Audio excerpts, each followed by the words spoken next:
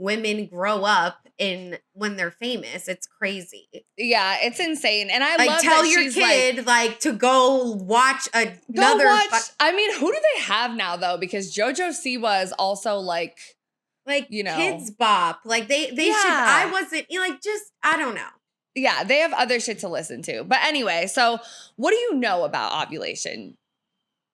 just give me some background as to what you know. So like I know that there's a cycle and like your period is just one part of that. Like that's not the whole thing. Like we're every month we're like going through different phases.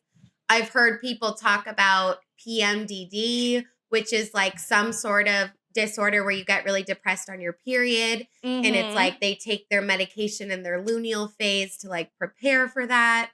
But luteal to phase, me, yeah.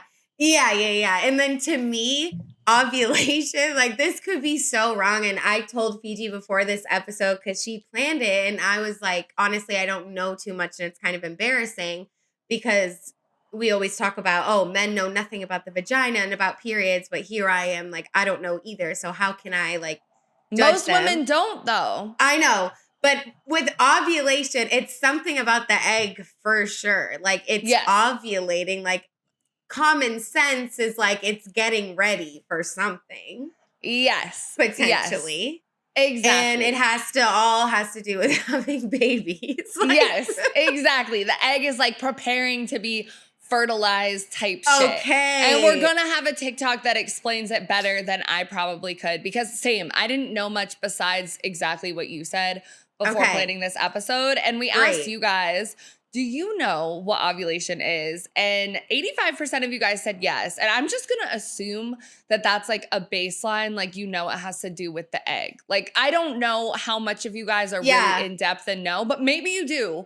But that's what I'm assuming.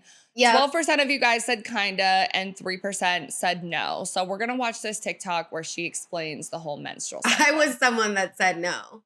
Yeah. First, so I think it was just me. Like, what? I mean, at least you're honest, okay? First of all, don't feel stupid because we don't know what we're not taught, and most women are not taught about their cycles. So let me explain what ovulation is. My name is Nicole. I'm a certified holistic nutritionist and menstrual health educator. This is what's going on during your menstrual cycle. Your cycle begins the first day of your period and goes until the first day of your next period. At this time, your hormones are at their lowest, and your brain releases a hormone called follicle-stimulating hormone. FSH stimulates egg follicles to grow. Egg follicles are like this little sac that the egg is housed in. As you go into your follicular phase, one dominant follicle will continue to grow, and as it does, it will produce estrogen. When that follicle reaches maturity and estrogen peaks, it signals to your brain to release luteinizing hormone. LH will cause that mature follicle to rupture, and the egg to be released, and that is what ovulation is. After ovulation, the egg will only survive for 12 to 24 hours. And that follicle that once housed the egg becomes a corpus luteum and will produce progesterone. If you don't get pregnant, hormones fall and you'll start a new cycle. Ovulation itself is only 12 to 24 hours, okay? But your fertile window is longer. And then you have the luteal phase and the follicular phase. So the follicular phase is like when you're menstruating, and then it like goes into when you're ovulating and like carries into the rest of your fertile window. And then you have the luteal phase, which is the phase that people usually say they feel more like shit in because you're like preparing to enter the follicular phase. So I'm going to put a graphic up there so you guys can see it. And we also did ask you guys if you track your period cycle, because I know some people use that as a form of birth control. A lot of people track their periods. My roommate, for one, tracks it for me as well. She puts it on the calendar. To know when you're going to be because I never track. Yeah, right. I never track it ever. And I'm on birth control and I've never been one to track it. Like, same. And I also was gay for a really long time before I was interested in having sex with men. So it wasn't like, oh, I could get pregnant now or I couldn't. Yeah. I never had that. But yeah, and she's like, you're going to get your period in 2 days. I'm like, whoa, like sometimes I don't want to know. Like, you know? But all that to say, I know a lot of people that do track it and it's very beneficial for them to do so. And people track it for like numerous different reasons besides just getting pregnant. And we're going to get into that later because like cycle syncing is a thing and cycle diets and cycle nutrition, which can veer off a very like dark path. I'm on my period right now. So I got it this morning. Shout out. I think I'm in my follicular phase still. I think I Hot. might be ovulating soon. Oh. Anyway, we asked you guys, Are do you you track horny? your period cycle? I was like 2 days ago. And 59% of you guys said no. 41% of you guys said yes. So the majority of you Okay. still don't, but a good portion of you guys do. Yeah. So interesting. And here's another TikTok, just how to know when you're ovulating, some of the signs. Go for a pee and look down on your underwear and you think, what the F is that? Well, it could be a sign that you're ovulating. You know that your cervical fluid, aka the stuff that you see in your underwear, changes throughout the course of your cycle. After you finish your period, you're going to notice little to no cervical fluid, but as you get closer to your ovulatory window, you might notice that your cervical fluid becomes creamy like lotion. When you look down in your underwear and you're seeing wet, watery, clear, slippery, stretchy cervical fluid, yeah, you're in your fertile window, aka you're gonna ovulate any day now. After you ovulate, you may also notice that your cervical fluid becomes crumbly, more sticky, like drying glue. Another way to tell that if you're ovulating is wash your hands and insert one finger up into your vaginal canal. Your cervix actually changes position throughout your entire menstrual cycle. As you approach ovulation, you're going to notice that your cervix is a lot higher in your vaginal canal. And your cervix, if you touch it, is actually going to feel soft like your lips. After you ovulate, you're going to notice that your cervix is a lot lower in your vaginal canal, and if you touch it, you're going to notice that it's harder like the tip of your nose. And then you get to confirm ovulation by tracking your basal body temperature.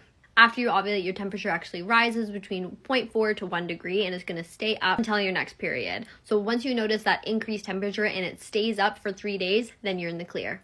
So while apps are really good at estimating your ovulatory window, the best thing you can do is actually get to know your body. Obviously, you guys couldn't see, but as I was watching that, I was like jaw dropping. I mean, I didn't know the cervix would feel different. The body temperature. I mean, it's really cool. Yeah, and even when you talk about the different types of discharge, like whenever I think about discharge, I'm like, because I always think like, something's wrong too. Yeah. Like I always think something's wrong because I've had BV before. Like I know what that's like, and that's like very specific. But if I get anywhere near that or something, I get so nervous. And I'm not even having sex right now, but it's still scary. But just to hear the different, I mean, I don't know about crumbly. I don't really know about that one. I was like, I don't think I've ever had something like that. Yeah. But the other textures, yeah. And it's not gross. It's just because the vagina is seen as something so sexual and like should taste like water and be perfect. Anything that comes out of it or that's weird, we feel internal shame. And it's like we need to work on as women being like, no, that's just these societal cues that we're getting or what have you. So I'm working on that for sure. No, literally, because it is like when I think about discharge and when I think about certain things with the vagina, it is like, oh my God, that's gross. Like even like pubic hair, you know, but it's because we're not taught about this stuff. Like we don't learn about it and we're taught to like feel shame about our bodies when they don't taste like water and whatever the fuck else. And it makes sense. Of course, your discharge is going to change, or you might not have any, or you might not, or you might have a lot because all of this is going on right now. But if you're not in tune with what ovulation is and all these things, you're going to think something's wrong. They don't tell you like you're going to do this. You have to ask the question, go to the gyno, you know? So. And do your own research. Exactly. And do your, educate yourself. Yeah. So a couple more symptoms of ovulation, if you want to call them symptoms or signs, you can find out by taking an ovulation test, which I didn't know existed. It's kind of similar to a pregnancy test, like you pee on a stick, I think, or you insert it up there. I don't even know. And you can see if you're ovulating. Okay. Yeah. A lot of women use it to get pregnant. Yeah. Okay. I've heard of that. Yep. And sometimes you have cramping on one side of the lower pelvis or abdomen. I do get this. Like some women talk about how you can feel the egg dropping, and I have felt that before. No way. Yeah. Why and haven't I felt it? No, I've confused it and been like, oh my God, like I'm about to get my period, but it's not. It's like the egg dropping. It's like this weird, you just didn't realize, like maybe it felt like something else. But if you know you're ovulating, then you'll know. You also have an increased sex drive. There's that cervical mucus that she talked about. It looks like raw egg whites. You have breast tenderness, heightened sense of smell or taste, which is really cool. Light spotting sometimes women bleed a little bit. You have abdominal bloating, mood and appetite changes. Your cervix gets higher, like she talked about, softer and slightly more open. And then you also have a ferning pattern in your saliva. I don't really know what that means, but yeah. I kind of struggle with the word cervix. And I think it's Really? because when you go to the doctor and they use that claspy thing, it's like all about the cervix. Yeah, and because so they get the swab. Yeah, so every time I hear cervix, I just think, okay, we're going to go in and examine your cervix. And like, and cervical cancer, like it just makes, I'm not grossed out by it or it's like that type of thing, but it just makes me like cringe a little bit. Because doesn't it hurt when it gets touched? Like, have you ever been fucking before and they hit your cervix and you're like, It's very like, it's very gentle, like, please. Okay. Yeah. So just a little bit more about these different phases. The follicular phase, like I said, it's the first half of the cycle. And during this phase, estrogen levels are higher than progesterone. Females tend to feel more sexual arousal towards the end of the follicular phase when there's a surge of luteinizing hormone, which we're going to talk about more later. And this is the point in the cycle that marks the start of ovulation, and it is the time when conception is most likely to happen. Yeah. And then the luteal phase is the second half of the cycle after ovulation. And this part of the cycle, progesterone levels rise versus estrogen. However, both start to decline at the end of the cycle to allow for menstruation, which signals the beginning of a new cycle. As well, you feel less horny during this part of the cycle, and you process emotions differently, which is really interesting. A 2018 study found that late in the luteal phase, females are sadder and experience less amusement in comparison to males. Interesting. I'm like, because it's obviously like some people will feel more horny, but not everyone, you know? That's why they say they tend to feel more horny because I don't know. I'm just going, my mind is going to like, well, what if they don't want to have sex? Like they just don't have that symptom, you know? Yeah. But I feel like it's almost like impossible for me to even answer the questions about my ovulation cycle and how I'm feeling because I've never been in tune with what's happening. I've never thought that I have any difference. The only thing is I'm on my period. I like to eat more salty snacks or whatever. But it's not even, I don't even think or notice that. I feel like I eat salty snacks all the time. So I don't know. No, yeah. And you know what's so crazy? Like I've always been like a really moody type of person. And I remember like both of my parents, like, cause I have PCOS and I also have endometriosis. So like my cycles are weird and I do have like higher progesterone levels. Like, I don't know. I got like tested for all this stuff. I haven't had as bad symptoms as I did in college. But my parents would always be like, oh, you're moody like this because of like your hormones. Like this is like how you are the way you are. And I just think that's funny because I just got diagnosed with bipolar, like I told you guys. But I was gaslighted for much of my life into thinking like, oh, it's your hormones. It's where you are on your period, which can have that effect, but not to that degree sometimes. Like hormones can.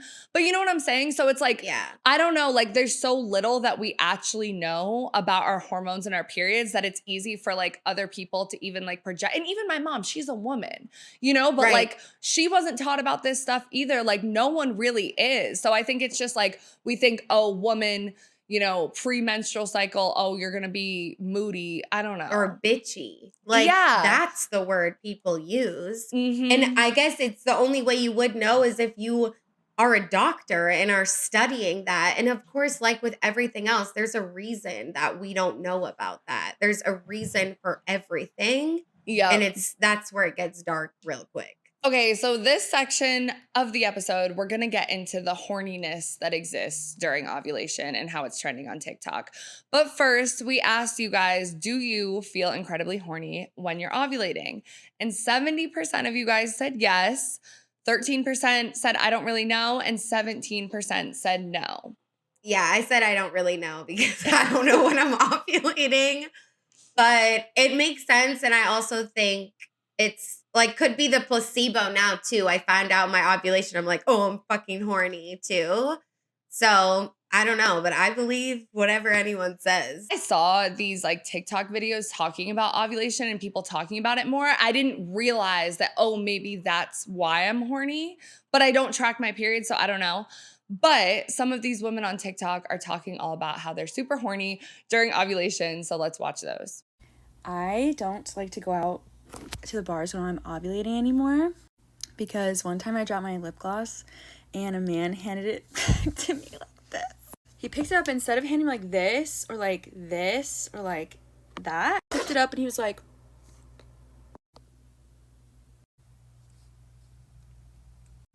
this. Literally was like,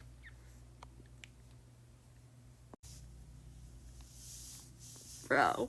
When I tell you that there's something sinister at work when I ovulate,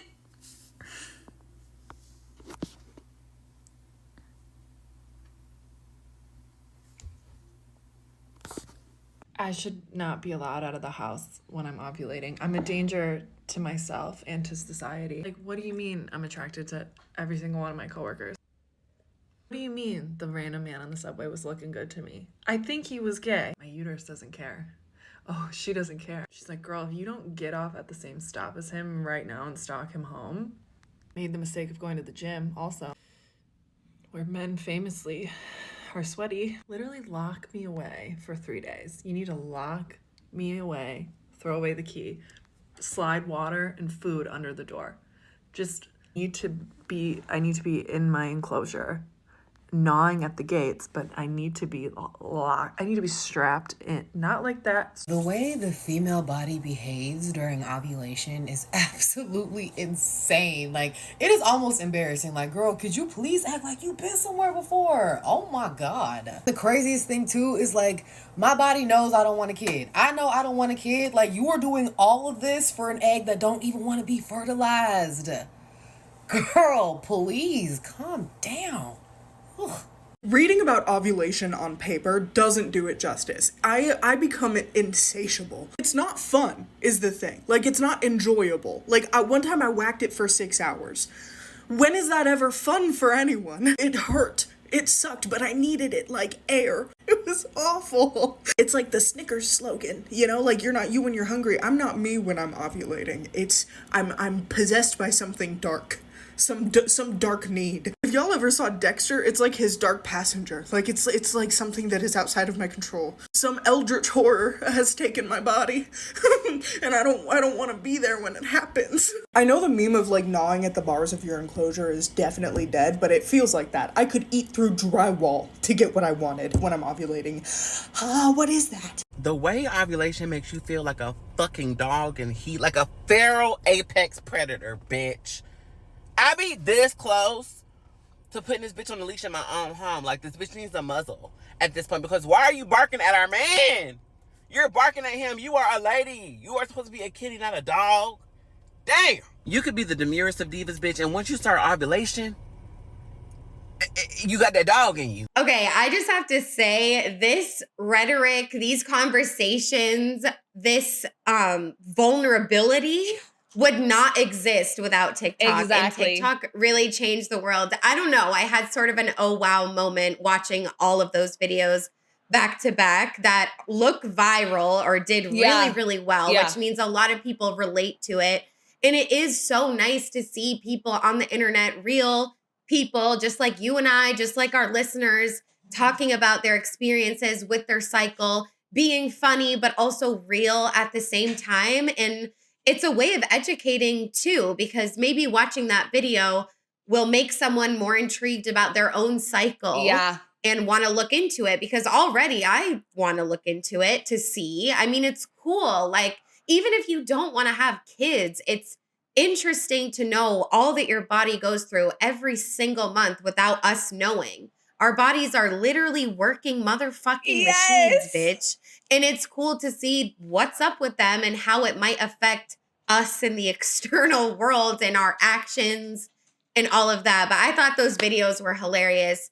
10 out of 10 when that woman said, I whacked it for 6 Bro, hours. the way I relate I've never to heard that, anyone say it even like that. when I'm and not ovulating. Yeah. And you said that when and you were then watching you've been like, them. it hurts. Yeah. And you said that when you were watching them, you were like, what if you're like this all the time? And that's how I feel too. I'm like, bitch, I'm horny all the time and I'll whack it like for way too long at any point. And especially when she was talking about, oh, this person on the train, one of my coworkers, that's me always. I'm always thinking about that. I'm not going to act on it necessarily. Definitely not right now, but it is there. Like it exists. So. Yeah. But definitely TikTok has like driven a lot of this because even when I was searching on YouTube for videos about ovulation, it was a lot of like OBGYNs and doctors like explaining what it is, like pregnancy type of stuff, but not as much like funny real life content like these women. So I think TikTok is just doing a lot for women, like you said, and learning and like educating us. And the other thing I'll say too is the podcast Staying Up with Cammie and Taryn. I love their podcast and they are currently going through IVF to try to have children. And they talk a lot about the cycle because they're going through that pregnancy journey where they're both getting eggs retrieved. And they're sharing their journey so raw and giving themselves like the injections that they need. And even I've learned so much through that, you know, if I ever wanted to do that one day. And it's just really cool that people are able to be vulnerable and raw about all of this because like it wouldn't have existed without TikTok. It wasn't the same. And maybe influencers will do it, but I love the TikToks with someone who's not necessarily an influencer. They're just like, I'm going to get on this app and talk some shit because it's the most relatable. Yeah, like real people. So as we talk about learning more about our bodies, we're going to get into the hormone estradiol, which is what makes you horny, I guess, when you are ovulating. Yes. So this article from Medical News Today said the authors of a 2015 review observed that females tended to initiate sex more and showed greater interest in sex just before ovulation. According to the review, scientists believe that estradiol, one of the 3 types of estrogen hormones, increases sexual arousal in females. The fact that postmenopausal females who report a lack of sexual desire have lower levels of estradiol circling in their blood supports this idea. And then a little bit more about the hormone estradiol. This article from The Guardian, Going with the Flow, How Your Period Affects Your Sex Drive, says that for a long time, scientists didn't bother to find out anything about female sex drive, presumably because they thought we didn't have any. It's been well established that libido tends to decrease with age, particularly after menopause. But the handful of studies that attempted to look at changing hormonal levels in sexual desire during a period cycle have largely proved inconclusive until a study published in 2013 in the Journal of Hormones and Behavior in 2013 found evidence of a correlation between the two. So researchers at the Department of Psychological and Brain Studies at the University of California, Santa Barbara, recruited 43 women into their study, as well as tracking their menstrual cycles and collecting daily saliva samples. The researchers gave the women a questionnaire. Each day, the women were asked, how much did you desire sexual content yesterday?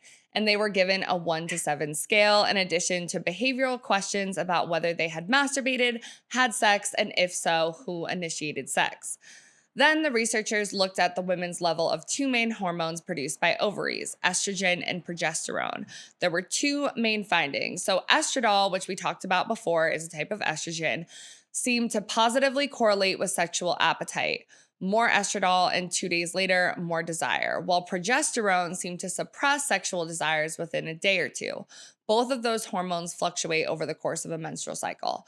The basic takeaway is that women are likely to feel like their sex drive is at its highest during ovulation in the middle of their menstrual cycle. So that's like the 12 to 24 hour window, but also that like 5 days. About 14 days before they get their next period. Evolutionary speaking, this is a good thing since that's also when fertility is at its highest. And then it did also say for some women, it's not just the hormones. The mere fact of seeing red could also affect their sex drive. And essentially one woman said that she often feels hornier when she's on her period and asked if she's weird for that. And that made me think of our episode where we talk about period sex. And a lot of women really liked that episode, a lot of our listeners, because they were like, wait, like I feel like, because I definitely get fucking horny on my period. And it's such a taboo, like feel shame, like whatever, but it's literally science, bitch. And orgasms like feel better on my period too. And is that why the song I See Red is like the way it is? Because what song? I'm not going to sing it because I can't sing in that key, but like I See Red, like the gay By song. who? You know what song this is. I don't. It's like, anyways, okay, so there is a sapphic song that went around on TikTok, and it's literally, I see red, ooh, red, I see red. So now I'm thinking, like, is it because of that? Probably. Because you just said even seeing red could make you horny. So anyways, but yeah, it's science, bitch, and I think it's really fucking cool. And I don't know, like, part of me is like, I want to get to know this part of myself more and see when I'm in tune and when I'm in this cycle or that cycle. And then part of me is like, I don't really care, you know? Yeah. Because then I'm like, I don't want to dwell on this, but it also does feel like feminine power. Like I'm thinking about ovulation as a whole and what images come to my mind. And it is like a Greek goddess by a lake. And it's like, I'm ovulating, like those memes. Yes. And so it feels very feminine power, like knowledge is power, that sort of thing. But then I'm like, I also don't want to obsess over it and then be like, I'm only, because I don't think that everyone is like, I'm super horny in this phase. I think it's different for everyone, but it's still nice to see like how other people are, because you can think, oh, I'm different from that, or I'm the same from that. But I don't want to obsess over it. Yeah, and I think that's a good point too, because it's like for so long, women have had such a hard time even saying that we are horny, like especially heterosexual women. It's like, oh, a man has to be horny first and then you have to like give into him. So it's like if learning about ovulation is the route to you being able to reclaim your horniness and be like, oh, this is when I feel hornier, and you can start to say that, then I think that's like a really cool thing. You know, because So cool. a lot of times, like, we try to act like women aren't, like, I feel like more in recent years, it's been like with music and like with TikTok and all of that stuff, like we're reclaiming our horniness because we are fucking horny, and vibrators and like all that stuff. But I think a lot of women, like you said, like I feel like that all the time too. So it's not just when I'm ovulating, but some women who aren't comfortable saying that, like once they get into this, they might be like, oh, like this is okay. Like, yeah, there's a reason for it. And that's going to be comforting for a lot of people. And I love that so much. And it's also like, yeah, because the beginning of the article, for a while, scientists didn't care to look into it, which is like, so there's a lack of research for long histories of periods of time, you know, and that's just crazy to wrap your head around. And then going back to Sabrina Carpenter, a lot of people looked at her as like wholesome Disney kid. And now even she's talking about being horny. So it's like, we are going in the right direction. I think it's good to talk about. Obviously, I just think it's on parents to control what your kids listen to. Sabrina Carpenter shouldn't feel shame about making an album to empower women and ovulation. And talk about like, normal woman stuff. Like, and that's why I love that she called it ovulation music, because it's like, this is normal. Like, this is like, horniness is normal. Ovulation is normal. Being a woman, like all of this stuff is normal. And I think that's a good point that you said, like the thing about the research, because we do have a lot of research in here and like more studies that we're going to bring up, but there's still such a gap. And OBGYNs say that all the time. Like even that little thing you were talking about with the cervix that opens, that was like invented in like the early 1900s or 18. I remember watching like a fucking video about it, and it's old. Like it needs to be updated. There's so much shit. Yeah, there has to be a different way. Yeah. When at my first appointment, I was like, and if you guys don't know, I don't know what, I was never diagnosed with anything, but I had a fear of things going inside my vagina for a very long time. Yeah. That's why I would suck dick and kiss people. And I didn't put in a tampon until like after I got strapped by my first girlfriend that I was in love with. Yeah. I couldn't put anything inside me for a long time. No idea. nothing happened to me. Like, it was just a thing. And I remember I had to go to the gyno when I was 18. I was terrified. She put a cotton swab around the slightly inside, and I started crying. Like, I was like traumatized or something. And I was like breaking down to her, there has to be another way for you to go inside me. Like, please don't do this. And she was like, I remember vividly, she was like, you're right. Like, I wish there was another way. Like, you're valid. Because it is like so and it's invasive. And it feels paralyzing. Like, I can't move. And it feels like, because when I had my abortion, it was something similar to that, where I had to be laid down like that for so long with that, or maybe it wasn't that long. It felt so long. With that just for the ultrasound. Yeah, because that's what it was. Yeah, because I've had ultrasounds because I had polycystic ovaries. So they had to look at the cysts on my ovaries to see what was going on. And that, like, because they put the cold lube.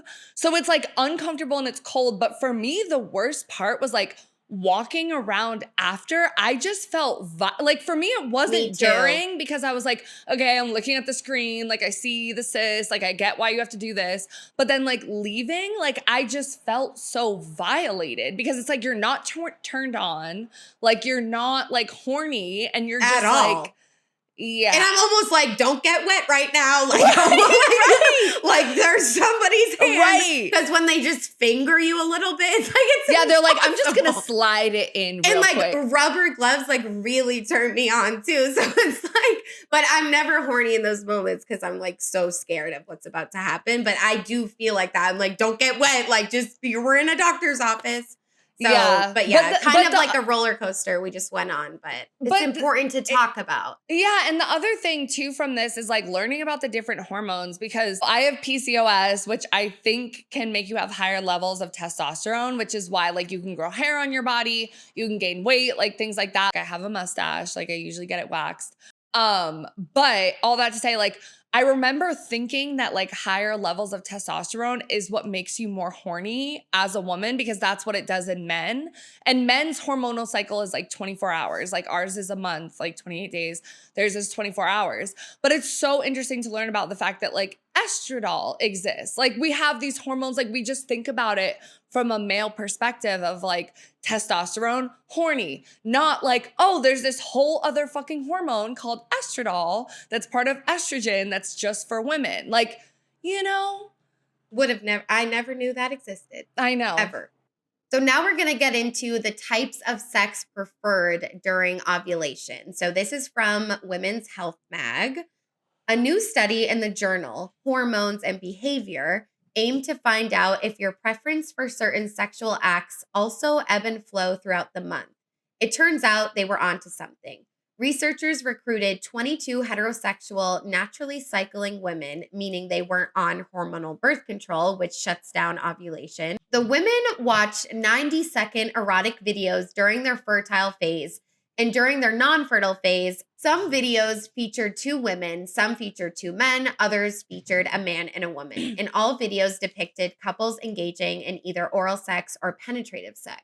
The subjects were hooked up to vaginal, I'm sorry if I say this wrong, photoplethysmographs, which measured physiological sexual arousal based on blood flow to the genitals. They were also asked to report their subjective arousal before and after each video using a 10-point scale. When scientists mapped the results onto each subject's individual menstrual cycle, they found that women showed significantly greater genital arousal to male-female penetrative sex versus oral sex during their fertile phase. However, their reported levels of sexual arousal were not affected by the phase of their cycle. The study obviously has its limitations, like that it only looked at 22 women and that they were viewing erotic videos and not actually engaging in these acts. But it makes sense from an evolutionary standpoint that women would be more aroused by penetrative and procreative sex during their fertile time of the month. Plus, recent research shows that your clitoris can actually grow up to 20% bigger and become engorged. I love that word. More easily during ovulation. So it might actually be easier to hit the right spot during intercourse at this phase in your cycle too. And let me tell you, it is never hard to hit my right spot because my clit your clit is huge. Oh my God. Like it really engorged. Like, yes, bitch. I don't like that's why that I just word. feel like I don't sex know why feels so you good. engorged. I love that word. I don't think of a clit though. I think of a dick when I think of engorged. And maybe that's ew. Yeah. Okay. Yeah, but I think so it only looked at heterosexual women, right? And it's interesting that they watched like lesbian porn, they watched straight porn, they watched all of that stuff because like lesbians can still have penetrative sex with like straps and stuff like that. Fingers, But whatever. And this study says that their sexual arousal was not affected, so it's kind of like different than what the other study was saying, which is that they were more sexually aroused, but that's when they weren't watching porn. So this is just when they're watching porn. Yeah. I don't know, but I guess it makes sense. It's hard to study things like this. You know what I mean? And it's like maybe a lot of women aren't willing. They don't want to talk about these sorts of things. But it's true. I mean, it's only 22 women. They're all straight, but I still think it's interesting and worth reading about and doing a study, especially because of the gap and lacks of research. You have to start somewhere. Yeah. And yeah, I don't know with the porn stuff. And this always just comes to mind. Like a lot of lesbians I know watch gay male porn. A lot of straight women I know watch lesbian porn. And a lot, like, I don't know what that is. It's like porn is like this escape and something that you would never really do. But like, that's why it's so hot because it's like, I don't know, it's different from your normal life. But so that's why I'm like, yeah, it's just interesting with the porn stuff. Because I feel like I rarely watch porn, guys, but I don't watch that much like heterosexual penetrative porn. And that's all I watch. Yeah, I feel like for me, it's more like oral or it's like teasing or it's like, rarely, because I can never find. I know. I need to make you a spreadsheet of like my top videos. Yeah, you low-key do. But I was going to say, I can never find like a guy that I find attractive enough to watch the heterosexual sex. Like I just... I literally, or a woman, like they both need to be hot to me. And but mine is like, it's easy for me because sometimes I want them to be ugly. Like that's it for me. So it's that's so mean. And it's like the older man kink, like, and because I agree, rarely I'm like, would I ever actually fuck this person? Yeah. Ever. The women, absolutely. But like the men, it's like, no. So the fact that you need that, I feel bad. And because it's that's also hard. just like, sometimes I'll find like a guy that's like decent, but his dirty talk turns me off so bad. So I literally watch like Russian porn sometimes because I watch a lot tell of what they're porn saying as well. Yeah, because why is there so much? And they like good. hit with the fantasies, like they have some good little pizza delivery. Like, I don't know. Anyway, with the pizza delivery, bitch. fucking my ex. Anyway. Yeah. Attitudes to kissing. So this is also from that Medical News Today article. And a 2013 study found that attitudes towards romantic kissing vary with the menstrual cycle. So females in the follicular phase, which is the phase where you start ovulation, like the 14-day mark, rated the importance of kissing in the initial stages of a relationships more highly than females in the luteal phase. So I personally don't really love kissing unless it's someone I'm really into, but I do think that kissing is a lot more intimate than people think. And it is like, if you're in a certain phase that is, you're really horny, but you're wanting to be more intimate. I mean, it makes sense to me. It makes sense. Yeah. And so now we're going to talk a little bit about sexual fantasies. And this is also from Women's Health Mag. Does ovulation make you horny? Here's what a doctor says. If you're notably friskier during your fertile window, this is what could be going on in your body. Friskier? Like, I'm frisky. I used to like say that, I feel like. That just like brought me back to college times. Various studies, mostly done via surveys, have indicated that women experience libido spikes during ovulation, says Dr. Rumbai Montenega, a doctor and former NHS midwife with an interest in women's health. For example, one small 2012 study from the University of Lethbridge in Alberta, Canada, asked 27 single heterosexual who were not using hormonal contraception to answer a list of questions concerning their sexual behavior and fantasies daily for 30 days. In the non-ovulation period, participants reported an average of 0.77 sexual fantasies a day. This spiked to 1.3 a day in the days around ovulation. The women also said that their ovulation era fantasies were extra arousing, which is like exactly what the people on TikTok were talking about, that they are absolutely feral during and jumping from 0.7 to 1.3. Like, that's a lot. And so, you know, again, that makes sense. Yeah, because it's like if you catch yourself, like I've definitely had moments like that where you're just like out and about and it's someone that you're like, why the fuck am I, why am I fantasizing about this right now? And like sometimes that can happen regularly, but I feel like maybe it is because you're ovulating. You know what I'm saying? Because we're also going to get into the types of people that you're attracted to when you're ovulating, which is also different. You know what's crazy is that this shit has been going on since we were like 13. Yeah. And like, there's kind of like a block for me, like when I think about my horniness as like, not in high school, but like in middle school, because I wasn't like kissing anyone. Like boys didn't like me. I didn't know I was really queer yet. Like in middle school, like not like I got my period when I was 12. But you didn't, when did you start masturbating?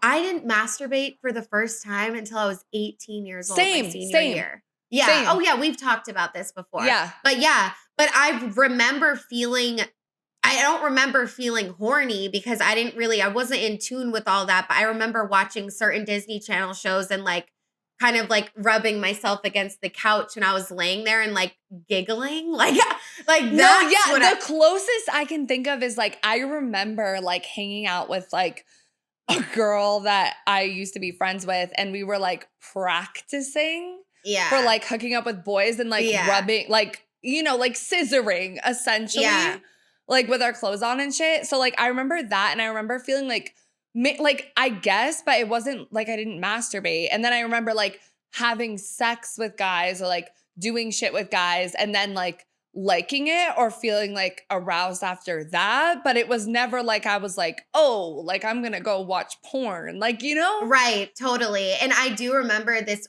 like specific moment in the Princess Diaries when the main character is like at that beach party with that guy, and they like and they trick her into going in there, and then they pull down everything and she's like naked but in a towel, and they're all taking pictures and she's running. That scene used to make me feel, I was like, oh my God, this is so scandalous. And but I also remember being like, before my period, like dressing, like remember when you would play like dress up and like putting socks in your, did you ever do that? Because we had like sexual energy, like in a different and being way. like, oh, like I'm like feel cute. sexy. But I was like fucking like 7 years old. Like, I don't know. Yeah, it's weird. But it's like, kids do weird shit when they're little, like for sure. Like I remember like when I was in fucking kindergarten, me and my friends used to like pretend to be newborns and suck on each other's nipples. Like we used to do that. Like, and we were like, oh, I'm your baby. Like it was fucking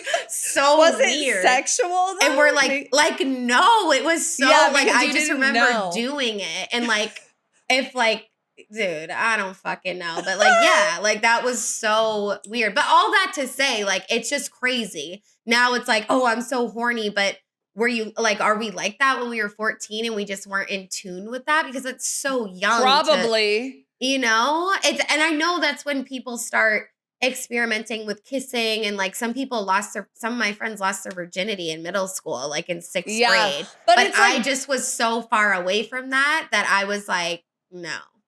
Well, I started doing sexual shit in like 7th and 8th grade. But it's also like, I feel like we always think about boys being hornier.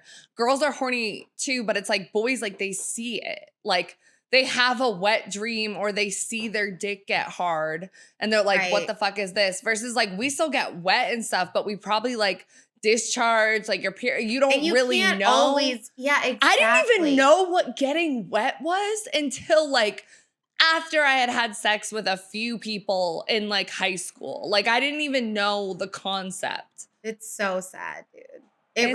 You're not alone because I watched like my friends, like my straight friends that were having sex with men in middle school and high school. Like they had no idea. Like they just had no idea. And then it's like, oh, maybe that's why it hurt because I wasn't wet. Like right, exactly. And there's no like, because lube is like crazy and there's a stigma. And so it's just, it's bad. You just don't know your body. And it's not, and you're going to have the one more thing and then we can pause. Yeah.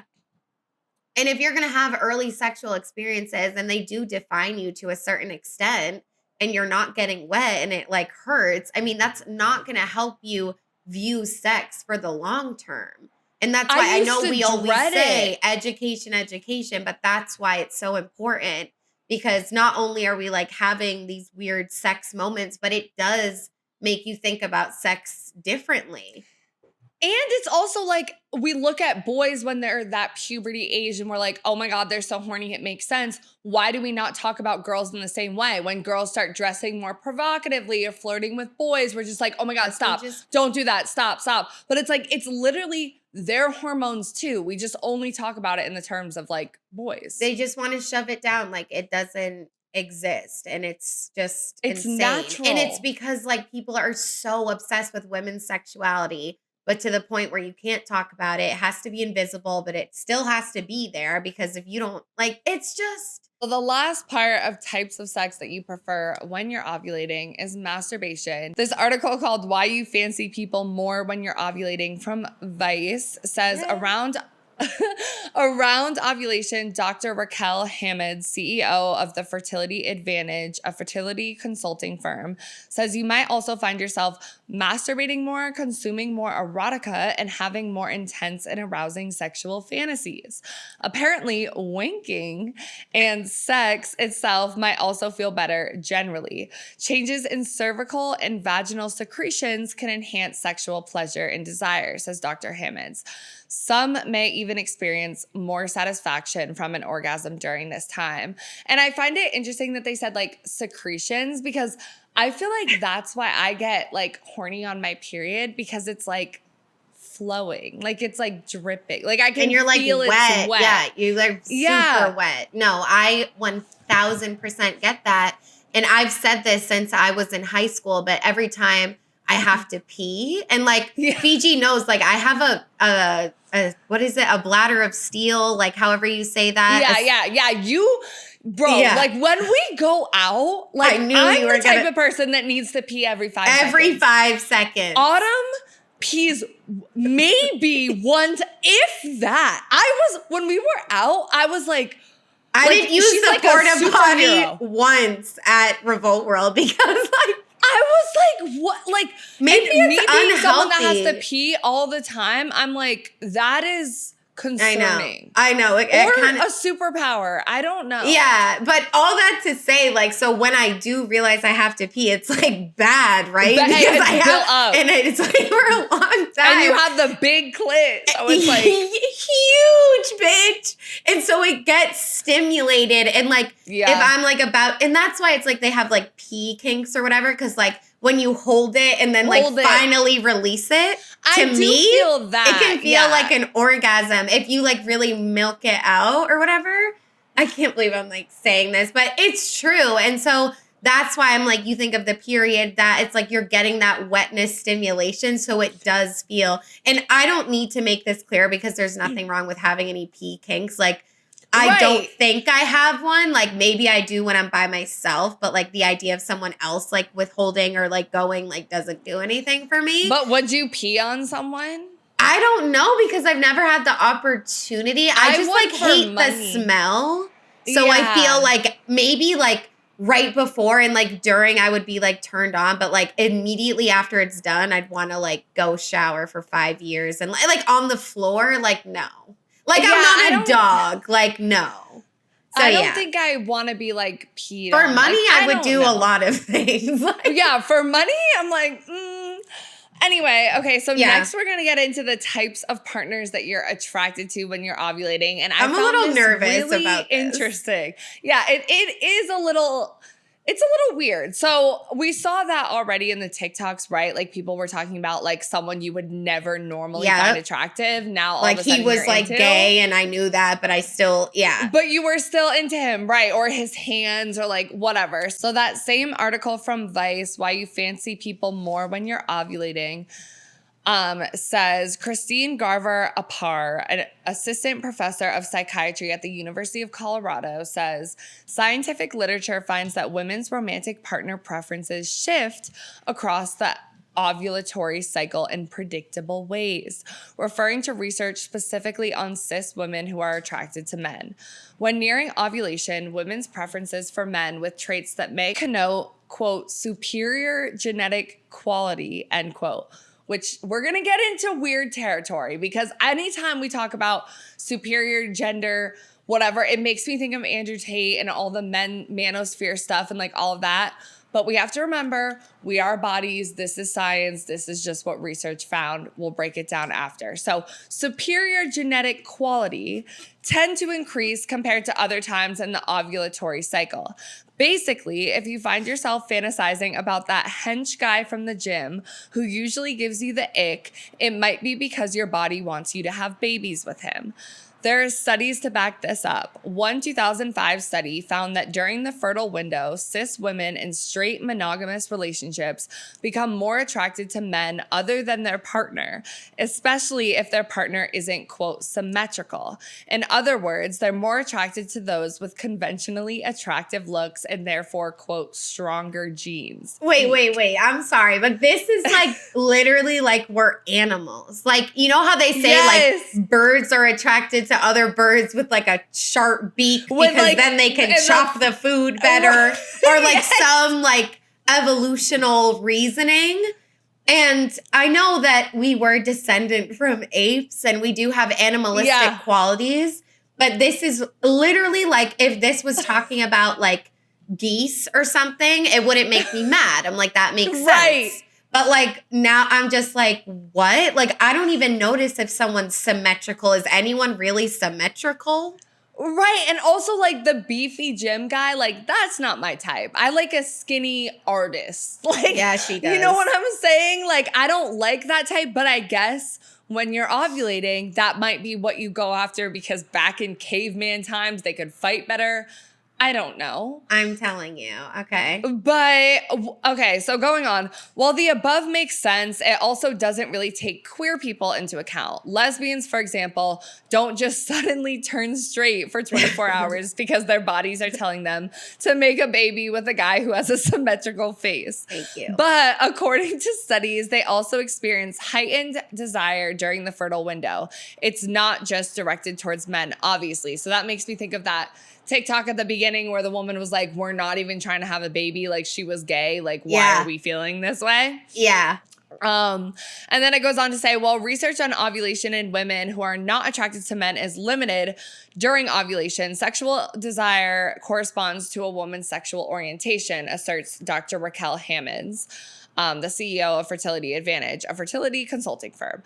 Thus, a lesbian woman should be more motivated to have sexual contact with other women during ovulation than at any other period in her cycle. So I love that they brought queer women into this. Thank God, because they're always forgotten. Right. But that makes yeah. It's like sexuality does play into this, you know, just because we might have these evolutional, is that even a word? Evolutionary qualities. Sexuality does matter. And I like that they broke it down. Like, it doesn't mean you suddenly turn straight for 24 hours because some people really need to hear that, you know? Right. We don't. We get it. But some people really need to hear that. So I liked that a lot as well. And it does make it more credible, the fact that they even said that to me.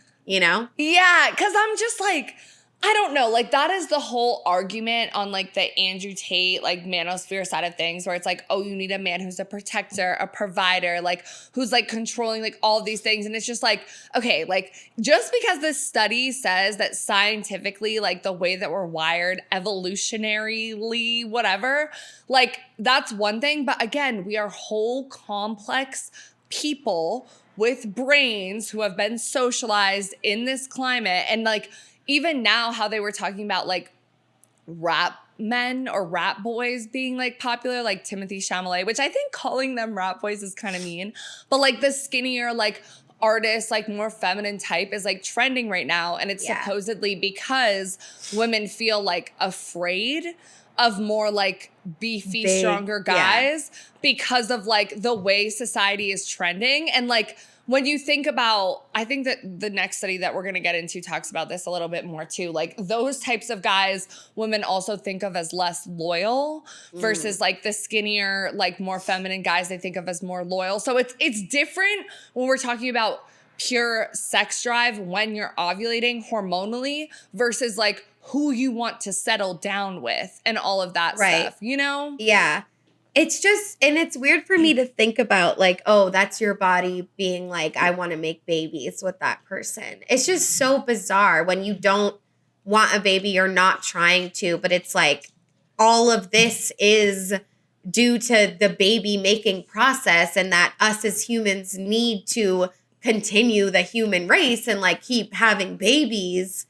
And so I don't know. It is your, like, you don't have a choice as a woman. It's like it's happening. Like, you, like, and it's also like the oxytocin and all of that stuff, because the last, like, relationship I was in, like, I'm not ready to have babies. Like, I want at least a few years. But I was and like, at least $100,000. We could have babies, like, you know, like, not right now, but I was thinking about it more. Like, I caught myself thinking about it more, and I think it's just like age, hormones, when you're in a relationship. And even, like, queer women talk about that too when they're dating a woman or dating a non-binary person, like, whatever. Like, it's just like your oxytocin surges. Like, our bodies do that, but, like, we also have rational brains that are like, oh, I'm not financially ready. So, like, you know? Yeah. And a lot of lesbians talk about too how, like, sometimes it does make them sad, where it's like they can't just, like, go upstairs and be like, oh, we're gonna try tonight, because so much goes into it. And obviously getting pregnant is not the only way to have a baby. There's, of course, adoption, and you can avoid all of that. So,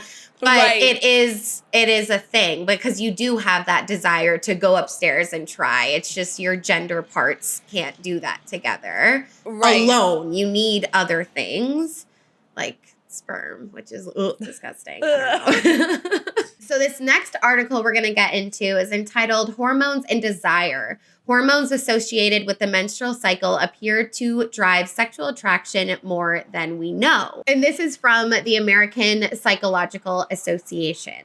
So, one psychologist investigating how ovulation affects women's preferences in men is Steve Gangestad, PhD, Distinguished Professor of Psychology at the University of New Mexico.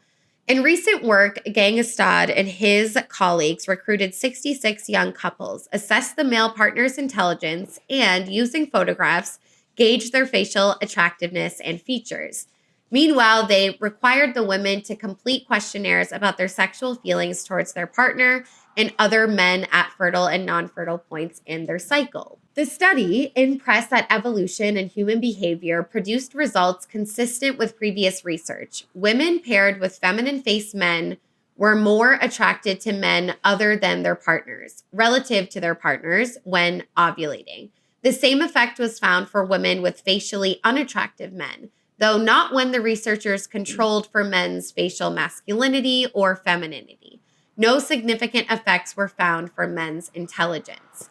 Gangestad has found similar patterns for stereotypically male behavior traits. In a study of 238 college women published in APA's Journal of Personality and Social Psychology in 2007, he and his colleagues found that in mid-cycle, women tended to prefer flings with caddish men. On And I average, just want to, sorry, I'm just no. I Googled caddish because I didn't know what the fuck that meant. And it's dishonorable, especially towards women. That's what caddish meant. Fantastic. Okay. On average, fertile women were more interested in short-term relationships with men who came across as confident or even cocky on videotape. In comparison, at other points in their cycle, they gravitated towards longer-term relationships with kinder, more conscientious, differential types. Good father material. Interestingly, these mid... I love that word. Sorry, okay. Interestingly, these mid-cycle preferences for hypermasculine men seem to disappear among women taking birth control medication that suppresses normal ovulation. All this may seem counterintuitive. Wouldn't it make more sense for a woman to make babies with a nurturing man, someone more likely to stick around? You would think, says Gangestad, but in an evolutionary sense, women want manly men's superior genes. Masculine features and dominance over other males indicate stronger genetic fitness, according to good genes theory, he explains.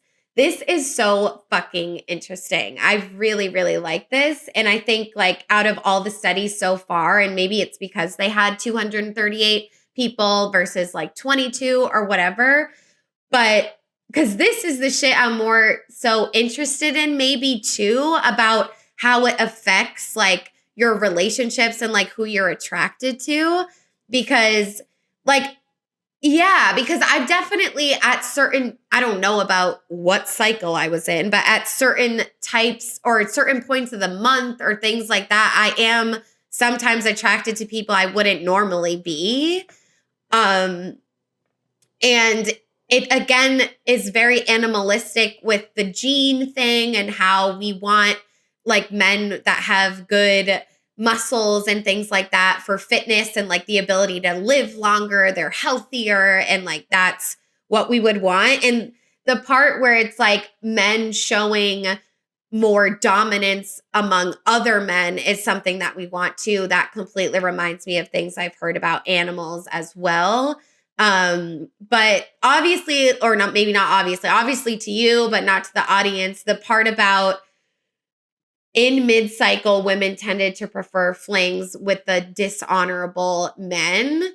Because it's like, yeah, wouldn't you think they would want the father to be someone that is conscientious and sticks around and all of that? But it's like, no, it's just about making babies. So none of that really matters in an evolutionary sense. Like, but that's why it's weird because like, yeah, you would think you want to make babies with someone who's a better father versus but if they have good genes, that's it. It's like, that's all they care about. It's not about their personalities, you know? Right. Because animals but don't it's have. also, because it's like, okay, like we get horny every single month, right? Like, imagine if you had a baby every single month, like every single month that you're ovulating, like you can't, like, you know, it's not possible. Like women can get horny outside of just like having babies. So it's like when men talk about how women can't just have flings or have sex with like men just on some like I don't give a fuck shit. I feel like this also proves that because it's like, okay, like women perceive these men as more attractive during this time where they're just looking at you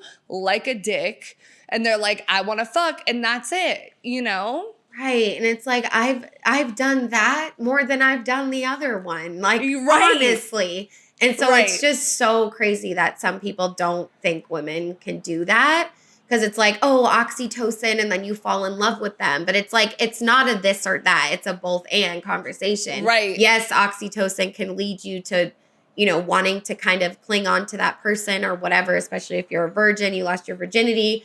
But this is also true as well. It's not just, Yeah, because you could have some of the TikToks I saw too were like post-ovulation clarity, like post-nut clarity kind of thing. Because exactly like what you're attracted to does change during that time period. And the only thing that I thought was a little iffy about this study was when it talked about like attractiveness versus unattractiveness. Because I do think that that's like dependent. Yeah. It can be, subjective, exactly. Like it can be influenced by like culture and what society is like trending at the time. So I'm like, okay, like what I would be interested to see like what they say is attractive versus what they don't say. Yeah, and maybe it is the symmetrical type of situation, like the features, the strength, you know, things like that. But I know it's like, what is attractive in terms of this particular study with straight people, whatever. So going off of the conversation where we're talking about, you know, what types of men women are attracted to, now we're going to get into how men respond when women are ovulating. So first we asked our audience, do you notice a difference in your girl when she's ovulating? And women did respond to this as well because, you know, some women are dating women, whatever. But 81% said yes and 19% said no. So the like men liars. are noticing. Like, how do you guys know that? But like low key, like maybe some of them like saw the previous polls and they were like, oh yeah, I know what this is. But like, have you ever felt like your man knows your period is coming before you do sometimes? Because like, I don't track it, but like I've been with partners where they've been like, are you about to get your period? And you're like pissed off because like, why the fuck would you say that to me? And then I get it like the next day. Like, you know? It's happened to me slightly, but I've always, even with my relationship with that man, we didn't live together and we wouldn't spend like weeks on end. I would always go home and like separate myself eventually. And that was something we like fought about a lot because I like, that's not what girls do, whatever.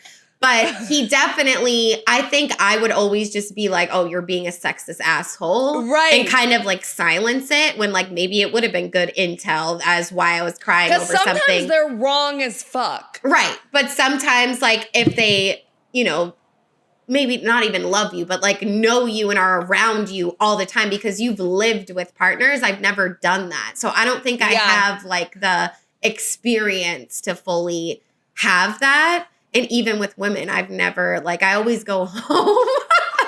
Yeah, I've definitely had it. And I'm like, they can be in tune. Like, as much as we like to call, like, men really stupid about a lot of things, like, I think when you're in a long-term relationship with a partner that you're, like, living with, they are oddly in tune because they're watching you, right? Just like you watch them, like, to see their moods. Exactly. But I'm thinking even just, like, how we were talking in one of our episodes, like, how you were off your medication and, like, your roommate and I are noticing it in you because like we are watching you versus we're not in your body. Yeah. I think it's the same with guys sometimes, like they'll notice a pattern and they'll be like, oh, like, you know, they have intel that we can't have about ourselves. And that's why like community is so important. But yeah, no, I definitely believe them. I think 81% is a really high number. I think maybe a lot of men group ovulation in with like her period's coming and like that's it.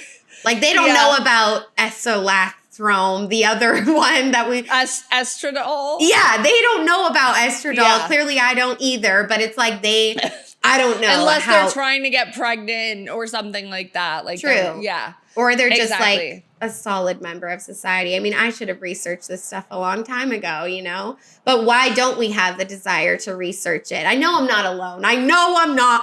Yeah, you're TikTok not. I mean, makes it seem like everyone's they know everything. And it's like, okay, so just look it up. Like you could research ovulation for 30 minutes and like feel like you have a good understanding. And like, that's what you did. And so I'm experiencing that now and the audience can experience it too. But I know I'm not alone. Like, right? Yeah. Okay. Yeah. You're not alone, babe. But so on TikTok, we saw all of the TikToks where, you know, women are talking about ovulation and feeling more horny, whatever. Now we're going to get to more of the men's side of TikTok and also like the couple side of TikTok. And most of them are responding with fear, which I think is hilarious. So let's watch these TikToks. Of course, because we're evil witches. You all right? No, I'm not all right, Mike. 3 days of this shit got my nerves all rattled. Hennessy, come out and play. Babe, I'm running late. Can you pass my keys? I don't know. Can you pass me that What'd you say? I said, can you pass me that just look at you standing there with your white vest and gray shorts. You look like a whore. I'm finna get me some tonight. I like the way you change those gears. When we get home, you finna change my gears. Hey, yo, bro, what's all that noise in the back? Are you in the jungle or some shit? Bro, it's my girl. She's been ovulating all day. I don't know what to do. Okay, have you locked the doors? Yeah. I've locked the door. Oh, shit. Bro, you need to leave. Run for safety. I'll call you back. Hey, babe. You alright? You hungry? Yeah, I can order us Chinese. There's a new Chinese spot that opened down the road. I thought you were hungry. Nah, nigga. The only thing I'm hungry for is that dick. It's a Sunday. It's the day of rest. Yeah, you can rest after you've given me that dick. Now take your pants off. I don't give a fuck if it's attached to you or not. We can do this the easy way, or we can do this the hard way. What's it gonna be, sunshine? Drop them drawers. Denzel. Denzel? Look, lady, I just want to... Die. Drop them drawers. Show me that ass, nigga! As funny as this is, I do feel like it speaks to kind of that stereotype of like men constantly want to fuck and like they can take everything. But it's like, no, like sometimes it's too much for them too. Like they're just human beings. And I do think there's a big stereotype of like, they're always going to be down. They're always like, they want to go all these rounds. They want to fuck you all the time. But it's like, sometimes it's like too much. And it's just like, that's like a deeper meaning I got from it a little bit. Yeah, because especially as guys get older, their testosterone drops. Two, when men enter a relationship, their testosterone drops as well. Right. Which is really interesting. But it's like women, like, because I've lived with my partners, I've been in long-term relationships, and I swear to God, I'm always the hornier one. And they're like, more like, no, like, you know, they still want to fuck and shit, but they don't want to go for rounds like I do or want to like keep fucking because their testosterone has dropped versus women's like oxytocin and whatever like goes up. So I think it definitely like, you're right. Like it is funny to see like, or good to see that side of men not always being the ones that are like the pursuer and like the whatever, you know? And I do think like talking about this with your partner, if you are in a straight relationship, talking about that block of them, their, you know, testosterone levels drop while oxytocin is in full force. Like it could avoid a lot of arguments about sex if you talk about that block and like come from good intentions and just say how you feel in that moment. Because I think like women are like, oh, we can't be slutty. We can't want sex all the time. But it is like society puts it on men that they should be ready to fuck at any given moment. If a girl's like ready to go suck your dick, like you better go do that. Like there's no time to waste. So I do think I do think the animal sounds were maybe a bit much. Like it is funny. But some of those same sounds women used for ovulation TikToks. Yeah, too. I don't think it's fucked up. And I think all those videos were like well-intentioned, like they have partners and things like that. I think it's just like what's it, like our world does to me. And it's like, no, like when men talk about periods, you have it wrong. You don't know. You don't understand. And it's like that instinct to be like, we're not animals though. Like we're just human. But it's like, it's okay. Like it's okay. Like we're learning, this is all backed up in science. And of course, like they know that we're not actually growling like lions, but it's and like we're not like gonna sexually but we're assault horny, them or like whatever, we're on the hunt to fuck. Yeah, and so we it's are like ready. Yeah, so and it's maybe more dominant too, like you know, like type maybe shit, more like the one that's initiative. gonna initiate. Yeah, and that was interesting to me in the other study. I forgot to say it, but it's like how they tell who's hornier is by who's initiating sex, and I just think that's. Like, yeah, that makes sense to me. It's like, what does initiation look like? You like just going in to kiss someone? Or you being like, are you trying to fuck right now? Or like just the one to bring it up. So I thought that was cool. Okay, so next we're going to talk about men's attraction to women during ovulation. And this is from that same American Psychological Association article called Hormones and Desire. And it says, the changes during ovulation on women are not lost on men whose hormones and mating behavior responds to a woman's cues, as well as how the woman treats them, says John Manor, PhD, a hormone researcher and associate professor of psychology at Florida State University. To illustrate, in one of his studies, men actually inched closer to a woman and mimicked her gestures more when she was ovulating. Men also get more possessive of their women and more loving towards them during ovulation, finds various studies by Gangstead and Hazelton. Most likely, this is also to stave off the competition. But how do men tell when women get their LH surge? Most obvious are the visible cues, the increased flirtatiousness, the more attractive dress. But there are also more subtle biological signs that research is just beginning to uncover. Among the most compelling findings in this area are those concerning smell. In many species, the male couldn't be more certain what chemicals he's seeking. Male dogs and apes, for example, will sniff females' behinds to discern signs of sexual readiness. And the male giraffe will instigate urination in the female with a nose tap, then check her output for signs of estrus. Nothing that obvious goes on in humans. Thank God. Right. Because the amount of times a dog has fucking jammed its mouth like in my butt is insane. Like literally they go crazy. They think you're one of them. They think that you're I'm one like, of them. I know. Okay, but men do respond hormonally to the sense of ovulating women. According to research Manor has conducted with Florida State graduate student Saul Miller in a study published online, Psychological Science, Volume 23, number 2, in December 2009, 105 undergraduate men smelled t-shirts of young women who were either near ovulation or far from it. In 2 studies, the men also smelled unworn t-shirts, which served as controls. Results showed that men who sniffed the ovulation scented shirts displayed higher levels of testosterone than men who sniffed the non-ovulation or control shirts. But how strong was the response and what could this mean? The effects on testosterone are medium and we're not sure of the behavioral effects, but other studies suggest the testosterone effects are large enough to produce changes in behavior, says Manor. So it stands to reason that a man is more likely to be attracted to an ovulating female and to pursue her as a partner. Not that spikes in testosterone are dependent on ovulation. Most heterosexual men get a significant testosterone boost after just briefly chatting with an attractive woman, suggests a study of 149 undergraduate men published in 2010 in the Proceedings of the Royal Society. In comparison, testosterone stays level or drops after a conversation with another man. I'm assuming if they're heterosexual.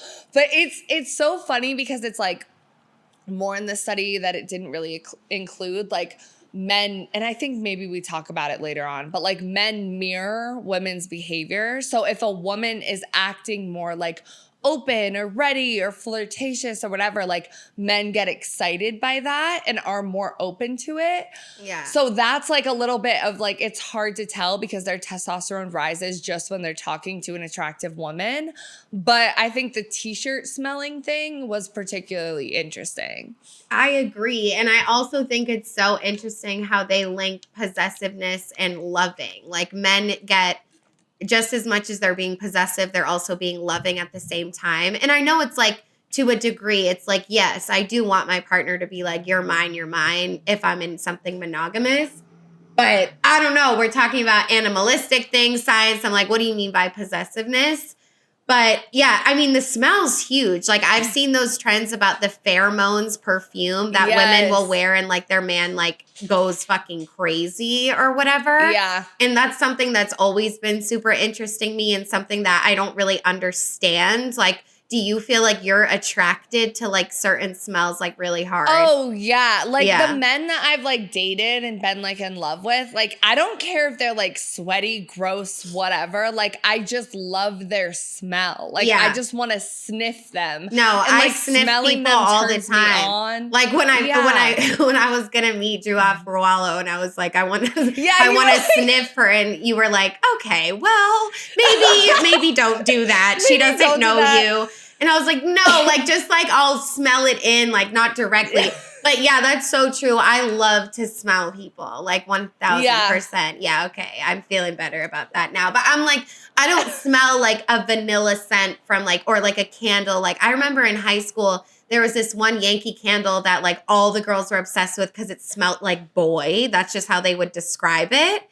And it's just like, I don't know, it's like some sort of scent. And I never felt that. Like I was like very queer. So I don't know. But yes, I feel like a lot of times with my girlfriends, like smelling their hair, like would really do it for me too. Like whatever shampoo they use. It's like the pheromones and like, yeah, exactly. Their smell shampoo, is insane. Like it's like a huge weed, sense. like my exes all smoked weed. And even though I don't smoke anymore, like I like the smell of it on clothes. Like, I don't know. Yeah, which is so crazy because I smoke so much weed and I'm like insecure about and you the don't smell it probably. Like I don't smell the smell of cigarettes, but I like one of my exes smoked Newports and like I like the smell, or a Black and Mild, which is so gross, guys. I know. What the fuck but is like that? It's that cigar thing that has the little plastic tip. It's like $1 from like the gas everyone would station. do those in Boston. Yeah, I like the smell of it. Like it's like certain I shit do that too, reminds actually. you of them. Yeah, And yeah. then even like I had one of my ex's colognes and I gave it to Sean, my friend. And whenever he wears it, I'm like, wait. Yeah, because smell is so crazy, like just in general. So it does make sense that can be linked to like attraction, just to smell alone. Because we like also their hoodie associate certain memories and times with people that were fucking. So maybe it's not even a smell about them, but like a smell that you smell a lot when you were together and like in love. And like that could bring stuff up too. That's like even on Love is Blind, like a lot of the girls will like spray perfume on something and like give it to them so they know what they smell. And I'm like, that to me feels very like European, Eastern, something else, because I feel like I've seen like that being a gift, like women doing that as like a gift, and I'm like, that's so sexy. Like that's such a like good sending idea. a letter and like spraying it with perfume. Spraying it? Yeah. Such So a good romantic. idea too, because it's like they open the letter and they can like smell you if that's a perfume you wear all the time. Right. You're just like warm and fuzzy inside, but yeah. That's okay. So super next cool. But next we're going to get into the idea of, are you more attractive during ovulation? And this is a little bit more of a controversial one, right? Because after this, we're going to get into cycle syncing, which is more like diet, regimen, workouts, all of that stuff, where we can go a little bit off the deep end into eating disorder territory and all of that stuff. I will say, like, I do, like, we've all talked about like bloating on your period and acne and like all of those things. Like, I think most women are aware of like hormonal acne and like bloating during your period, that type of stuff. So like there is truth to this type of stuff, but let's watch some TikToks with women showing their face during ovulation and outside of ovulation. Actually, real quick before we watch, like before me not knowing anything of what we're about to watch, it does, at first I'm like, okay, but also it does kind of make sense because it's like maybe your energy's different.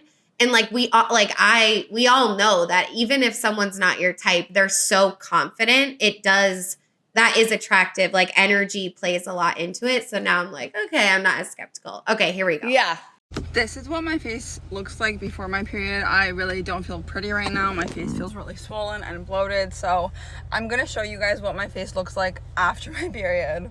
This is what my face looks like during my period. It is still a little bit puffy. I still feel a little bit bloated, and yeah. This is what my face looks like after my period.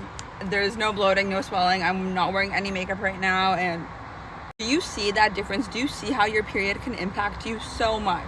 Let me show you ladies how much your face changes when you're on your period. This is my face 2 weeks before my period. No beauty filter, no makeup. And this is my face on my period.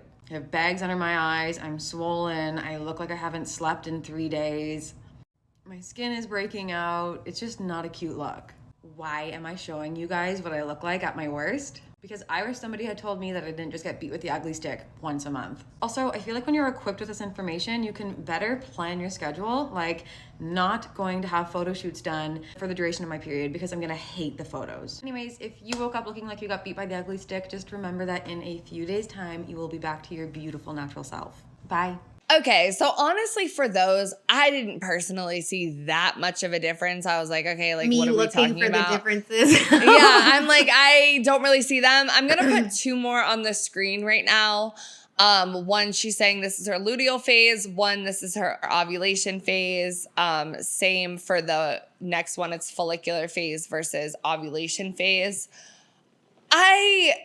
Okay, the first one, I'm like, okay, your angle is lower. Like, she's taking it lower where you're going to have more of a double chin. Yep. And, like, you're making a facial expression that is more, like, bored and, like, whatever over it. The second one, you have makeup on. Okay, obviously, there's eyeliner there and, like, maybe a filter. The other girl, hers, I'm like, okay, I can see a little bit more. It looks like she doesn't have any difference in makeup. It's the same makeup. Yeah. And, like, the angle is somewhat similar. I don't think she has a filter, but it's like, all right, guys, like a lot of them, maybe you will notice a difference because you look at your face in the mirror every day, and maybe it's more about how you're feeling physically that like is going, like you're gonna have a brighter look when you feel like you have more energy versus when you feel duller, you're gonna have more of like a dull, you know? Like, so I'm like, how much truth is there to this? Yeah, and I feel like on one hand, it can make people feel better because they experience something similar and they're like, okay, I'll get back to my quote unquote normal self soon, and that's great. But it just reminds me of like I promise I'll connect it, but like body positivity versus body neutrality. Like part of me is like, well, why do we even need to talk about this? Like, don't we want to say like acne is beautiful? Like, we're humans, we're evolving, like we're never going to look the same day to day. Like there's always going to be like certain things or whatever based on your mood and your energy. So I'm like, part of me is like, it can help people, but also like, why do we need to call attention to this? Because what if, you know, people have chronic acne, it never goes away, you know, like, I don't know, or some people are chronically bloated because of something they have. And I did maybe see a little bit of the first girl in like the bloating situation. But again, like she could have like had like some sort of filter, like makeup that like made her more contoured. Like we don't know. And so my question is like, how is this helpful other than like, okay, yeah, so this girl's feeling ugly. She's like, I'll get back to it soon. Yeah, and it's like, I think you're right. Like, it can make women feel less alone and be like, okay, like, this is natural for me to, like, look different, for me to break out, because I definitely get, like, hormonal acne, like, on my chin, like, more when it comes to, like, the time of my period, like, that area, like, in your T-zone, like, I break out more in. So it's like, okay, like, that's my hormones. It makes sense. Like, I don't need to stress the fuck out about it and be like, oh my God, I'm suddenly ugly. Like, you know what I'm saying? So that acne is ugly. Like, we don't need to, it's human, it's natural, like, whatever. And but she did kind of say that, the second girl. Like, she put on the screen, like, and all of this is natural and okay. So her video is, like, a little bit better, and she didn't do, like, the before and after. I just think before and afters are, like, triggering for a lot of people. Yeah. Maybe not triggering, but, like, reminds them of, like, bad times. Like, you think of the, like, weight loss before and afters, the plastic surgery before and afters. It's just, like, like, why are we so obsessed? And a lot of people look back on old photos of them and feel body dysmorphia. I do. Like, it's really hard, those, like, comparisons. So while it is cool to show growth or, like, you feeling more confident, like, that's all good and fine. But I do think as a society, we're a little bit shook by before and afters because a lot of them are so negative. But again, it's like, you know, we weren't talking about this before, and at least it's being talked about more. And there's always going to be those elements of TikTok of like those videos of what's wrong with me on my face or how can I be more beautiful. At the end of the day, it is a very app that congratulates beautification of everything. So yes, it's never going to be perfect. I don't think it's the worst thing, but it's not something I'm like, yes, I love this fucking video. Yeah, and we're going to get into the capitalism about that in a little bit too, which is really interesting. But first, let's talk about a little bit of the research behind, like, does your face change during ovulation and your menstrual cycle, whatever. So from Women's Health Mag, again, in terms of perceived attractiveness increasing during the fertile window, this is also supported by studies, including one done back in 2004. Which found that both men and women judge photographs of women's faces that were taken in the fertile window of the menstrual cycle as more attractive than photographs taken during the luteal phase. And from APA, most animals aren't shy about showing their interest in mating. The male frigate bird puffs out his throat into a gigantic red balloon. I told you there was some shit about birds. Yes. Female cats yowl and spray urine during estrus, their time of ovulation and sexual receptivity. And in female When they're in chimps, heat. right. And in female chimps, estrus swellings of the external sex organs can get as large as a cantaloupe, not something a male could easily miss. The male of the species generally doesn't broadcast his constant readiness for sex and during her window of fertility at ovulation. The female doesn't display any outward signs. Some biologists and anthropologists have theorized that this loss of estrus in people make us less driven by sex hormones than other animals. But according to a steady stream of new studies by evolutionary and biological psychologists, that may not be the case. This research indicates that the hormonal changes of a woman's monthly cycle may be more powerful than we've ever conceived, compelling women to advertise when they're ovulating and men to notice. Although women aren't showing off swellings, yowling, or spraying, studies suggest that they may dress more provocatively, flirt more, and possibly become more sexually excitable for roughly 6 days mid-cycle, before and after ovulation. They even show minuscule shifts in voice pitch, scent, and skin tone, some studies suggest.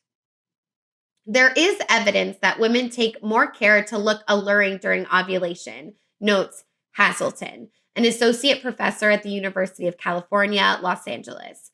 In a study published in 2007 in Hormones and Behavior, Volume 51, Number 1, she and colleagues had 40 judges determine the degree to which 30 young women tried to look attractive at different points in their menstrual cycles.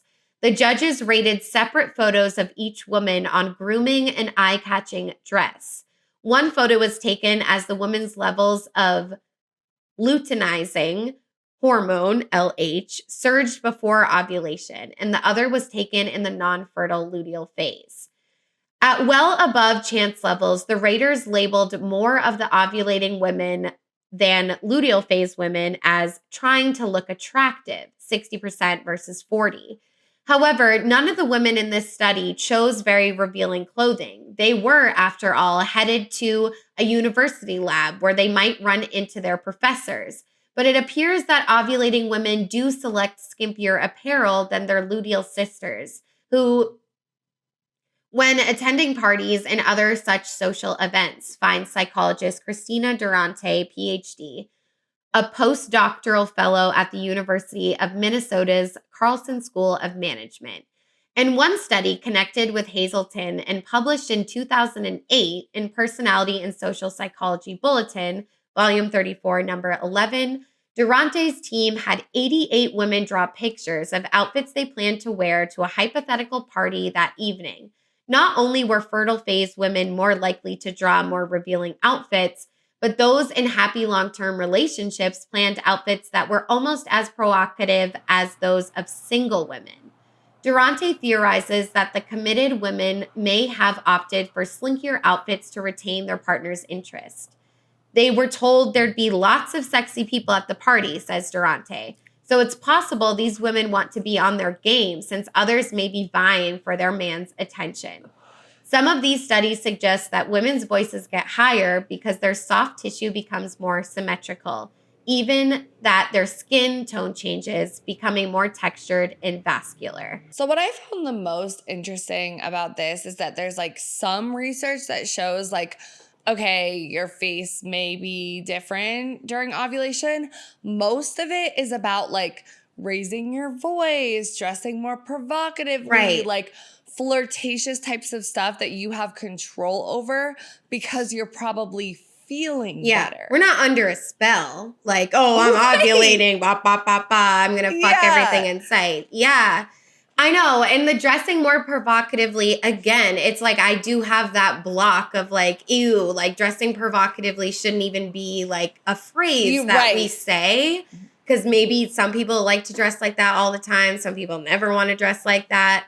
But I mean, it's just like the ways we measure in these science experiments experiments. It's just interesting. But it is true, right? Yeah. Because like it's like when I'm bloated and I'm on my period, I don't always want to wear a crop top. Yeah. Like maybe Or I'm more likely low-rise to wear a anything. big shirt and like shorts or like something like that. Yeah. Low rise anything. Exactly. So it's like it's about, I feel like it, and it did say stuff about like your sun is different and like there is some like small changes, but I think it's so much more about how you feel and how you're acting because of how you feel. And that's hard to, measure exactly. But I do think the voice changes, like I see that in myself, like similarly to we feel like we have a customer service voice or an answer the phone voice. When you're flirting. Like, hello, this is Autumn. How can I help you? Like, I don't talk like that. And when you're flirting, like, you're like, hey. okay, like whatever. Right. Yeah. So I definitely relate to that one a lot and can see that within myself. But part of me is like, well, am I just flirty? But it's like impossible because I haven't been tracking these cycles. Like maybe it's really spot on for me and I just don't know because I don't know what time of the month it is. Right. So yeah, I don't know. So maybe it's something to pay attention to. Yeah, I need to get on the cycle tracker, but it just feels like another fucking thing to do. Right. And I'm not, But anyway, so we're going to talk about a little bit of the risk in women, like comparing how they look when they're in one phase versus the other, during menstruation, during their menstrual cycle, during ovulation, whatever. So this article from Dazed Digital is called, Does the Luteal Phase of Your Menstrual Cycle Really Make You Ugly? According to TikTok, you're not ugly, you're just in your luteal phase. But what exactly is it, and does it really have an impact on how you look and feel? So it says, over the last several months, creators have taken to TikTok to vent about how the luteal phase is the phenomenon that turns you, quote, suddenly into the ugliest person you have ever heard of. On X, 28 Wellness, allegedly the #1 app to sync your period cycle, tweeted, "You're not ugly, you're just in your luteal phase," to promote its menstruation tracker. Others have tweeted, "That time of the month where my face is ugly in a different shape and I'm starving but also 500 pounds, known as the luteal phase." And, quote, "Learning about the luteal phase has saved my mental health so much because instead of looking in the mirror and being confused about why I am so ugly right now, I just look at the calendar and it all makes sense." On TikTok, #luteal has garnered over 85.4 million views, while variations like #luteal hormones and #luteal workouts also have views in the millions. A lot of people, especially young women and girls, are describing the luteal phase as feeling ugly because of mood swings and irritability, acne flare-ups, and bloating. To combat the ugliness of the luteal phase, influencers are encouraging specific fitness regimens and diet restrictions to reduce the unpleasant symptoms. Though there is nothing wrong with getting in a good workout and eating healthier, it is a problem that the attitude behind making those lifestyle choices is due to shame and unattainable beauty standards. Quote, "It's a slippery slope when we start to talk about a natural and normal part of our bodies as ugly. It comes with a negative connotation," Dr. Dreyer tells Dazed. "A big concern in this trend causes widespread misinformation and generalization,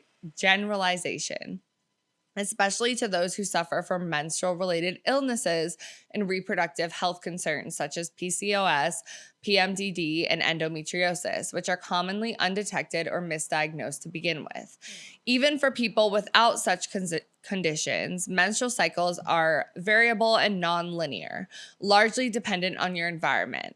Not everybody has certain symptoms with certain parts of their menstrual cycle, and no two cycles are the same," continues Dr. Dreyer. For example, people with some menstrual cycle irregularities or whose cycles are purposely suppressed, such as in some kinds of birth control, will not have a luteal phase. Ultimately, while it can be helpful to keep track of your menstrual cycle and be aware of the mood and physical effects you might be experiencing as a result, it's important to always question who stands to gain from you feeling ugly or upset with your body. As Dr. Clancy says, what's in it for the influencers who want to push this negative symptomology creep? What do they get out of making this claim? Citing hypercommodification for financial gain and fat phobia, she links this trend to body politics. It's connected to this broader intention of making people feel like crap, so they'll either buy your product or pay attention to you, then spiral into feeling bad. Deeming the luteal phase as ugly is rooted in capitalistic commercialization, unrealistic beauty standards, and even ableism. We all have bodies that move in and out of states of health, and in and out of states of able-bodied, and in and out of states of what we consider to be the white male norm of having a regular body. The call is to always hide and remove these lactation, menstruation, and pregnancy experiences as much as possible from public life, says Dr. Clancy. So anytime you see an influencer try to get you to buy a product or encourage luteal phase wellness trends, think about how that's the real ugliness behind this fad, not your menstrual cycle. Thank God. I love this article. And it's like, what's the one thing that's universal that everyone can relate on being insecure? So that part about it's either to buy this product or to get them to pay attention. And it's like everyone can relate to that, all women, because we're in a patriarchy and all of these other things that we experience. And it's like, it does make you pay attention. Oh, there's a reason I look ugly right now and I'm not just ugly. But it's like, that's how I felt with the before and afters. It's just like, well, you know, what is ugly? Like, what is that? Is it a feeling inside? Okay. But I don't think it should be like, I feel ugly when I'm bloated. I feel ugly when I have acne. There's nothing wrong with feeling that way. It's impossible not to. But it's like, I do want to kind of try to rewire my brain to not think like that. Because at the end of the day, you're still you and it's okay. Of course, you're not going to look your best every single fucking day. Right. And it's okay to feel like crap and even to look in the mirror and be like, I don't look my best today. But I feel like they said, the problem with influencers and these TikTok trends and all of that stuff is like, oh, what you're feeling and what you're seeing isn't natural. You need to buy this skincare serum. You need to take this to help vitamin. Your hormones. You need to, right. And that's where it's like, okay, it's just capitalistic. It's commodification. Like, no, it's okay. Yeah. And also the changes that you're experiencing are so minuscule that no one is going to notice them, that like, you know what I'm saying? Like, and you notice it in yourself. Yeah. More. And it's like, I love skincare. Like, we all love skincare. It feels good to take care of yourself. But it's the way these videos feel like there's a race and like you're missing it and you need to buy it now. Like, it's so urgent that you drop everything and buy this product because this is the answer to all of our problems. That's the issue.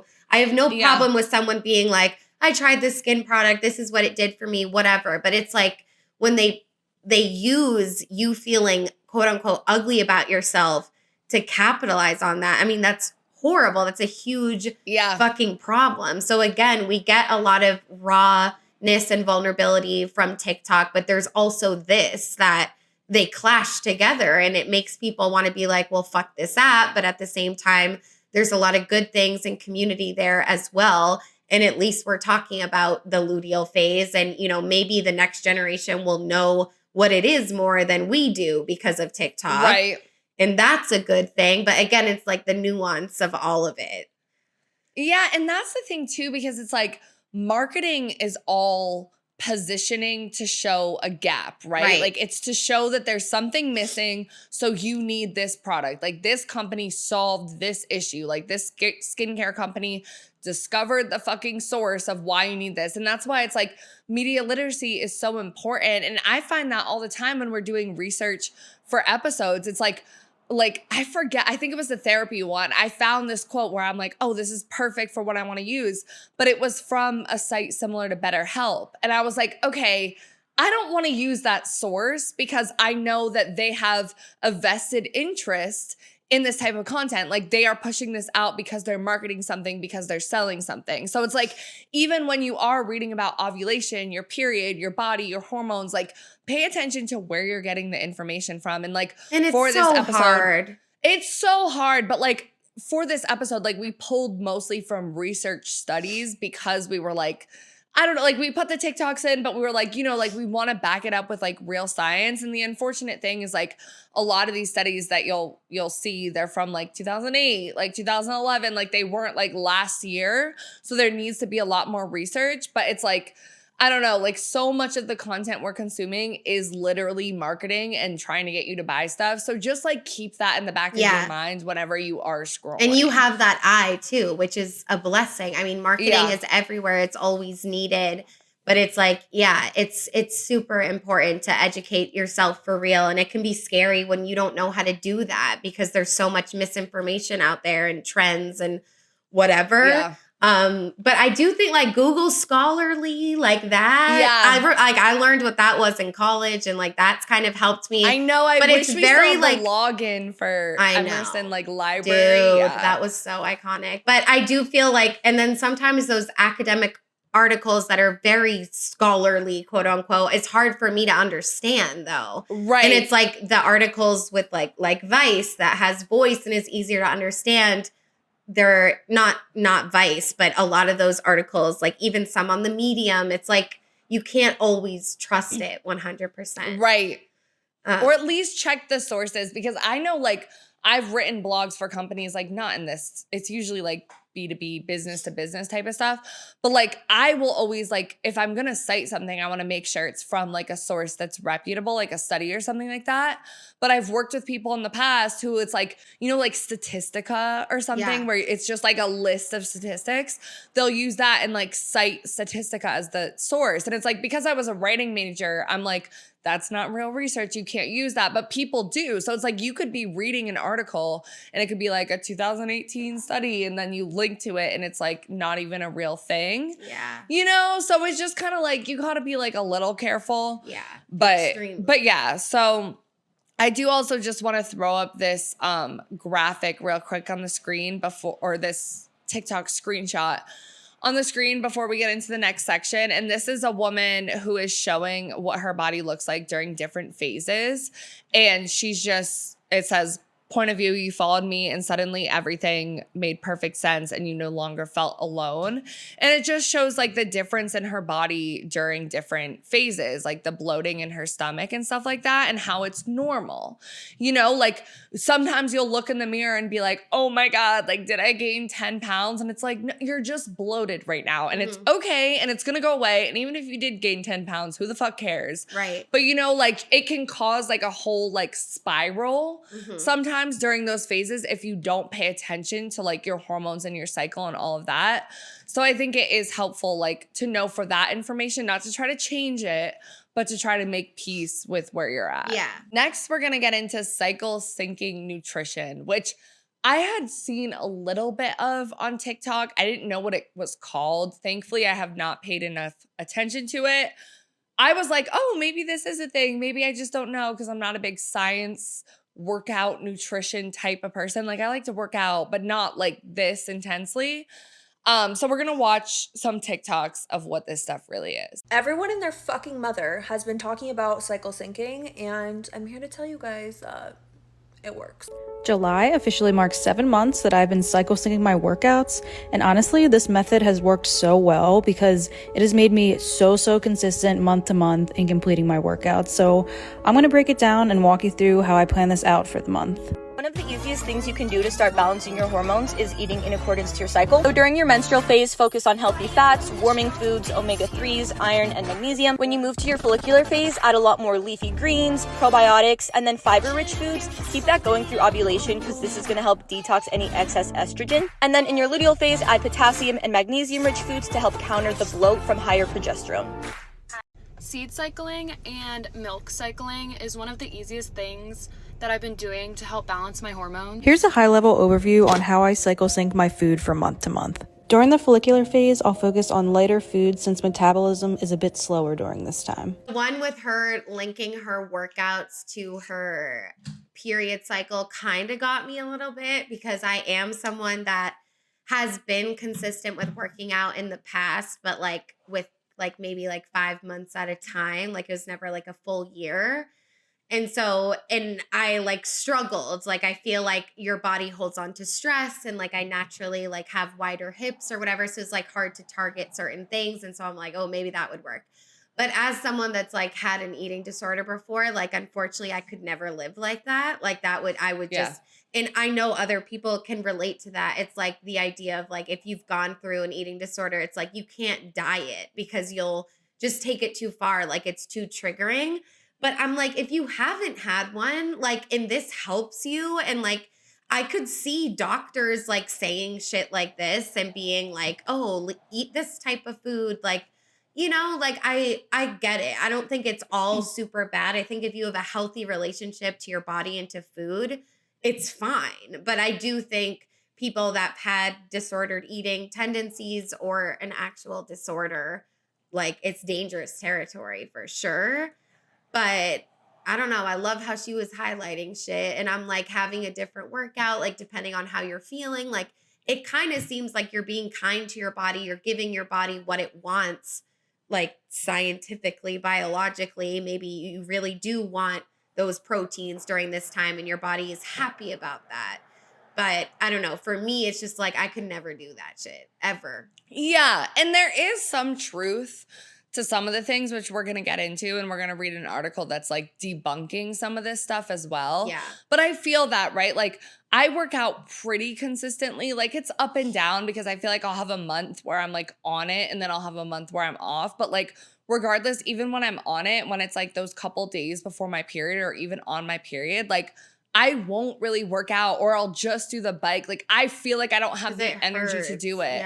Yeah. So it's like, I get that. But like, I'm also the type of person where it's like, if I'm alone, I cannot keep a fucking calendar like that. Like I do the same workout, like, which I know isn't great, like whatever, you're supposed to switch it up. But like, you know, like it just seems like a lot. And a lot of these people are either fitness influencers trying to sell you their like workout package, or like nutrition people trying to sell you their like fucking recipes, like something like that. So that's important to keep in mind, like the last one.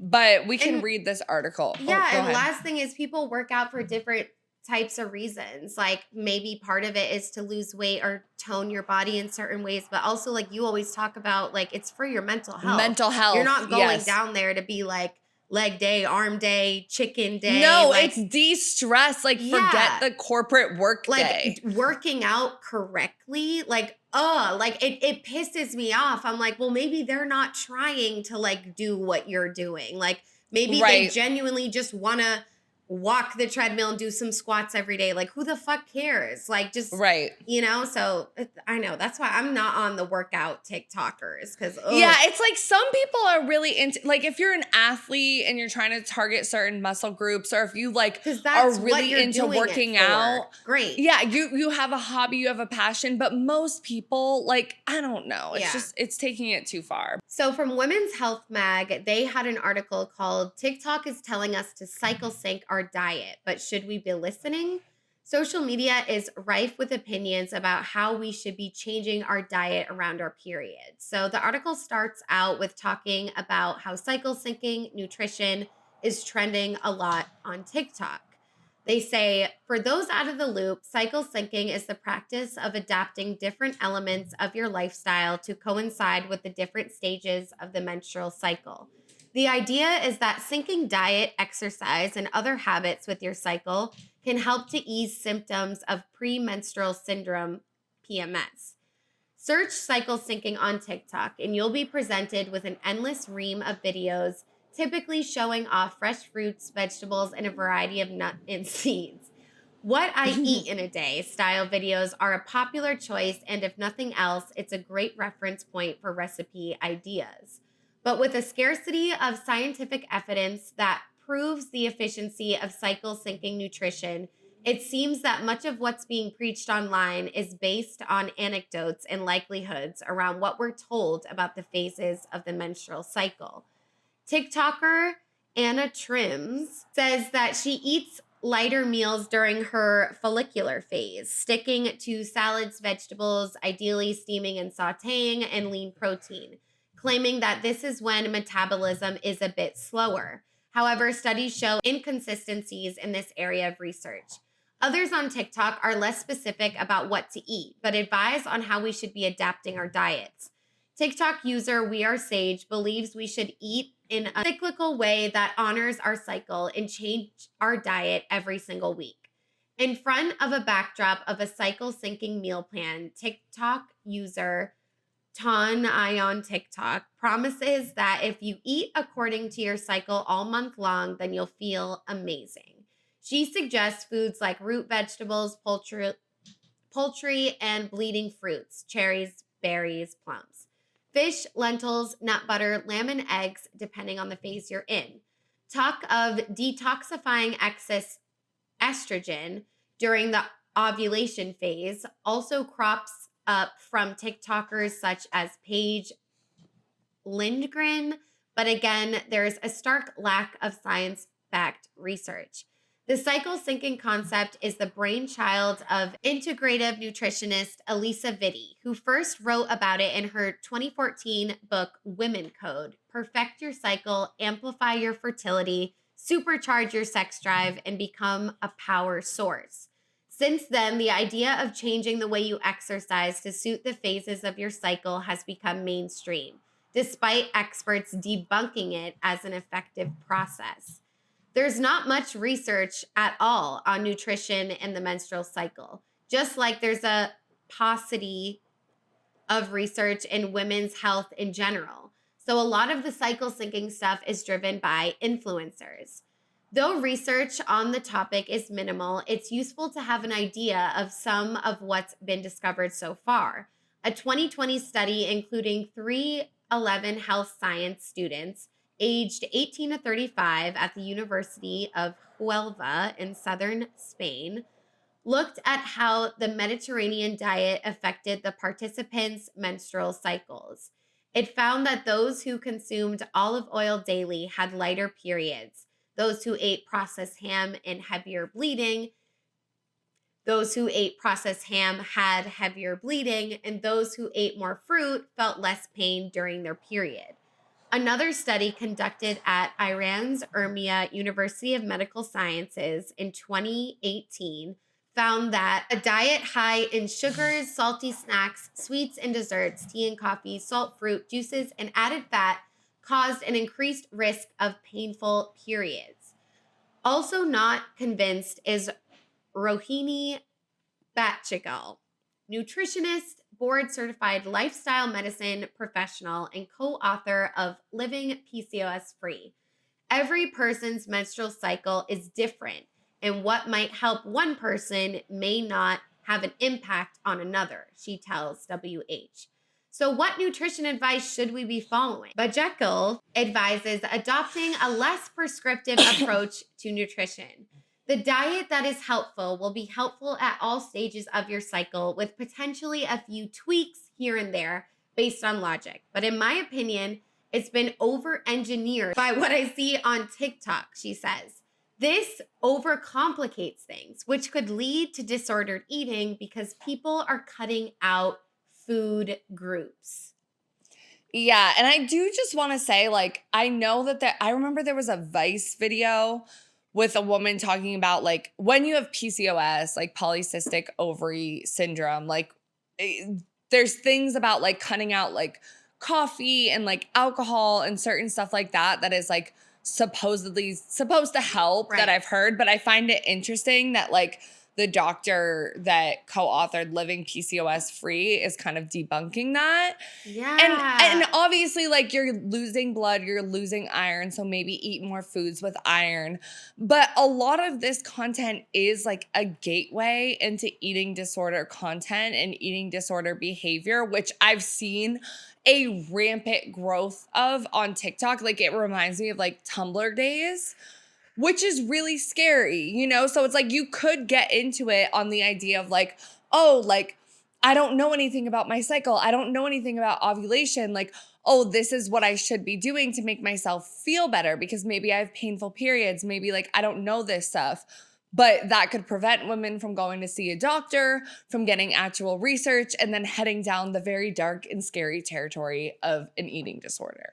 Yeah, it's just all too reminiscent of those Tumblr days, honestly. But it's like kind of masked now because if you look up eating disorder on TikTok, it'll say like, "Do you need help? Call this hotline." But everything's like Yeah.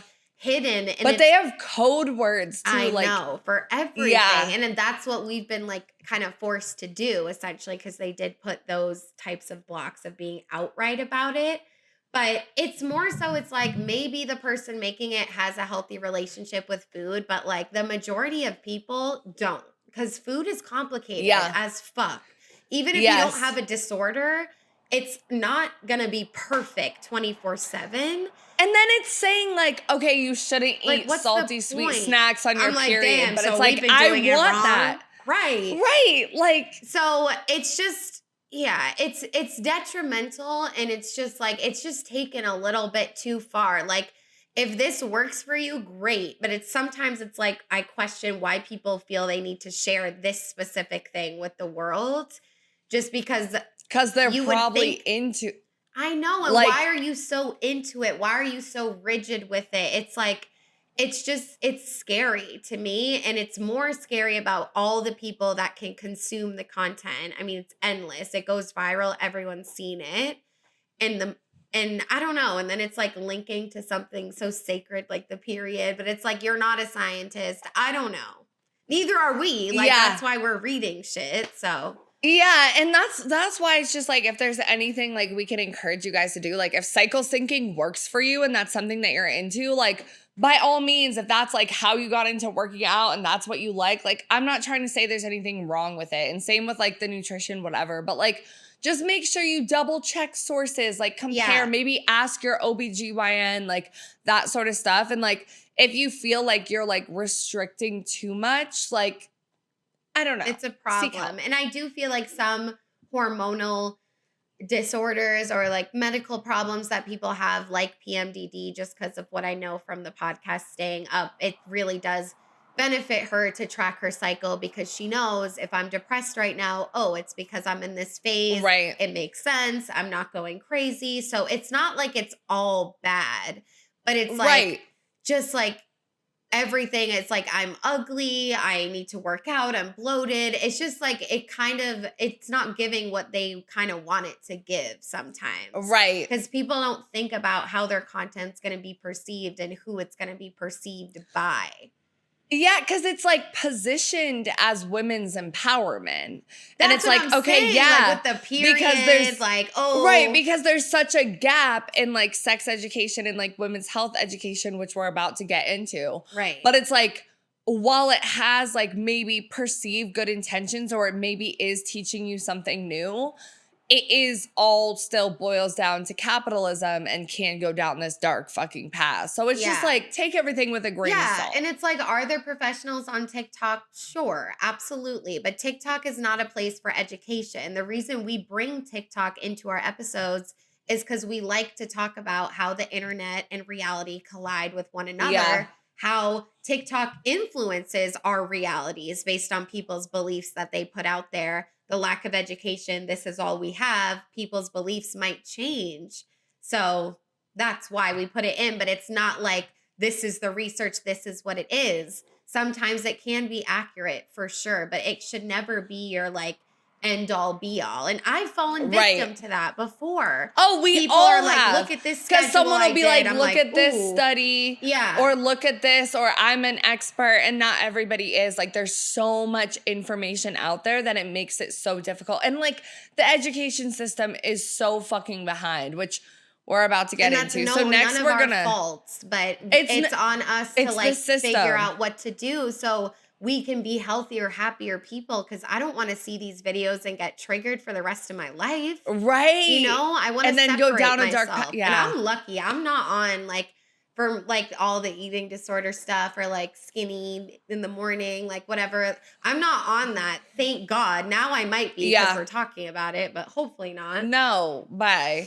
We don't want to be on that. But okay, so next we're going to talk about the gap in menstrual cycle education and also the risks of censorship on these apps. Because even though you're talking about like TikTok, Instagram, whatever, shouldn't be the only source of education, you should fact check shit. You should look at academic resources. Unfortunately or fortunately, these apps have become like a main source of education for a lot of people. Or ask your doctor if you have access to that as well. I mean, that is something that makes me feel good. And it sucks too. Like, you can't always trust all doctors depending on where you go. Or get an appointment because health insurance. I know. So that's why I'm like, if you have access, that's not the only way. But that is something that would be good to ask your doctor. Like, is this TikTok trend real? Like, what's going on? I've done that before with my therapist and other things. Yeah. So this article says, study using TikTok finds teens lack understanding of menstrual health.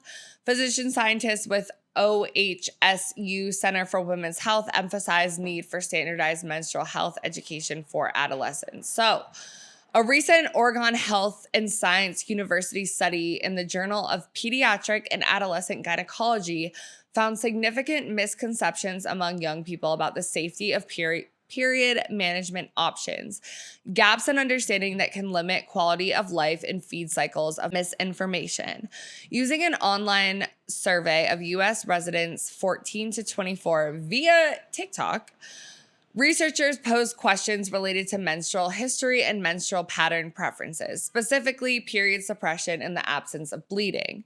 It's possible to delay or prevent a period with extended or continuous use of birth control pills or other types of hormonal medication.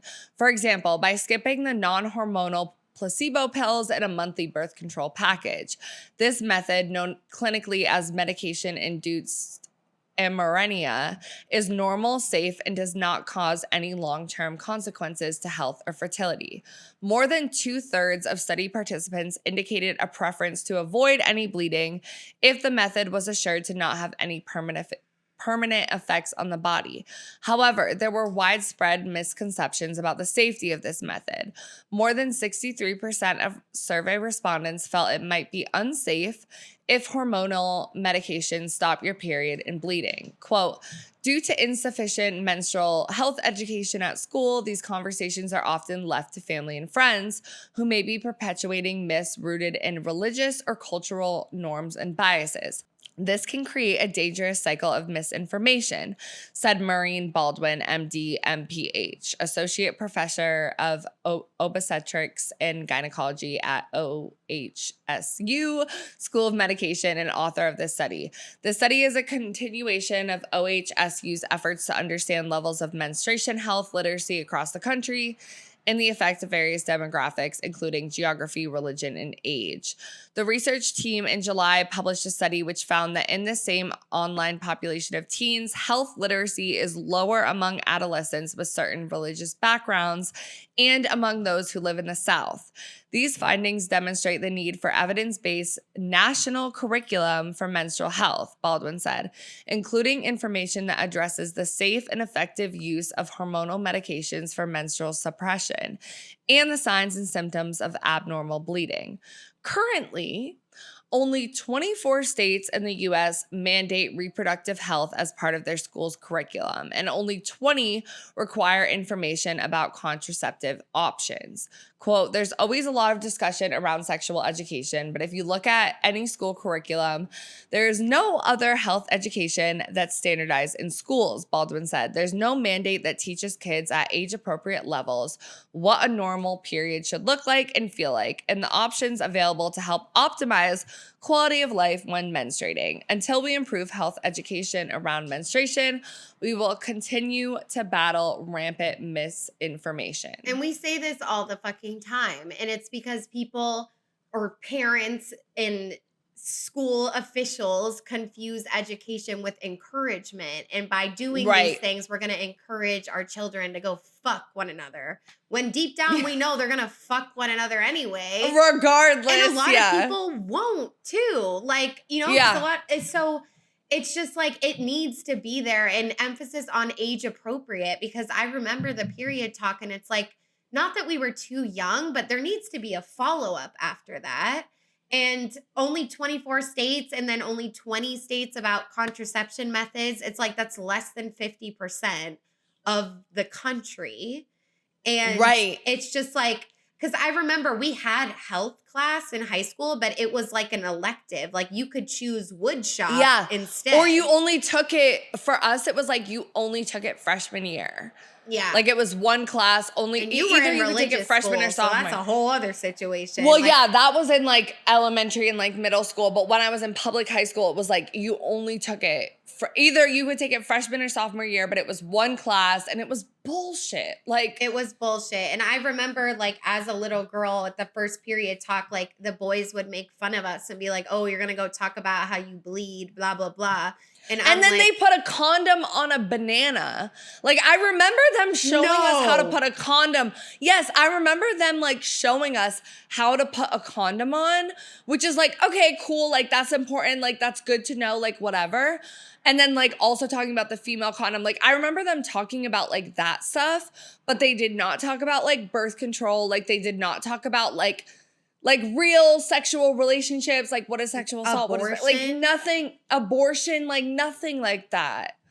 It's crazy. And I remember like keying with the only other gay girl in my grade, and we're like, we don't have to pay attention in this class.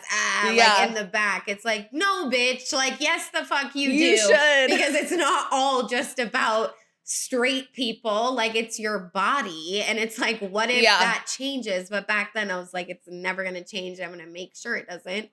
But so, yeah, we talk about it all the time, and it's something that we're both really passionate about.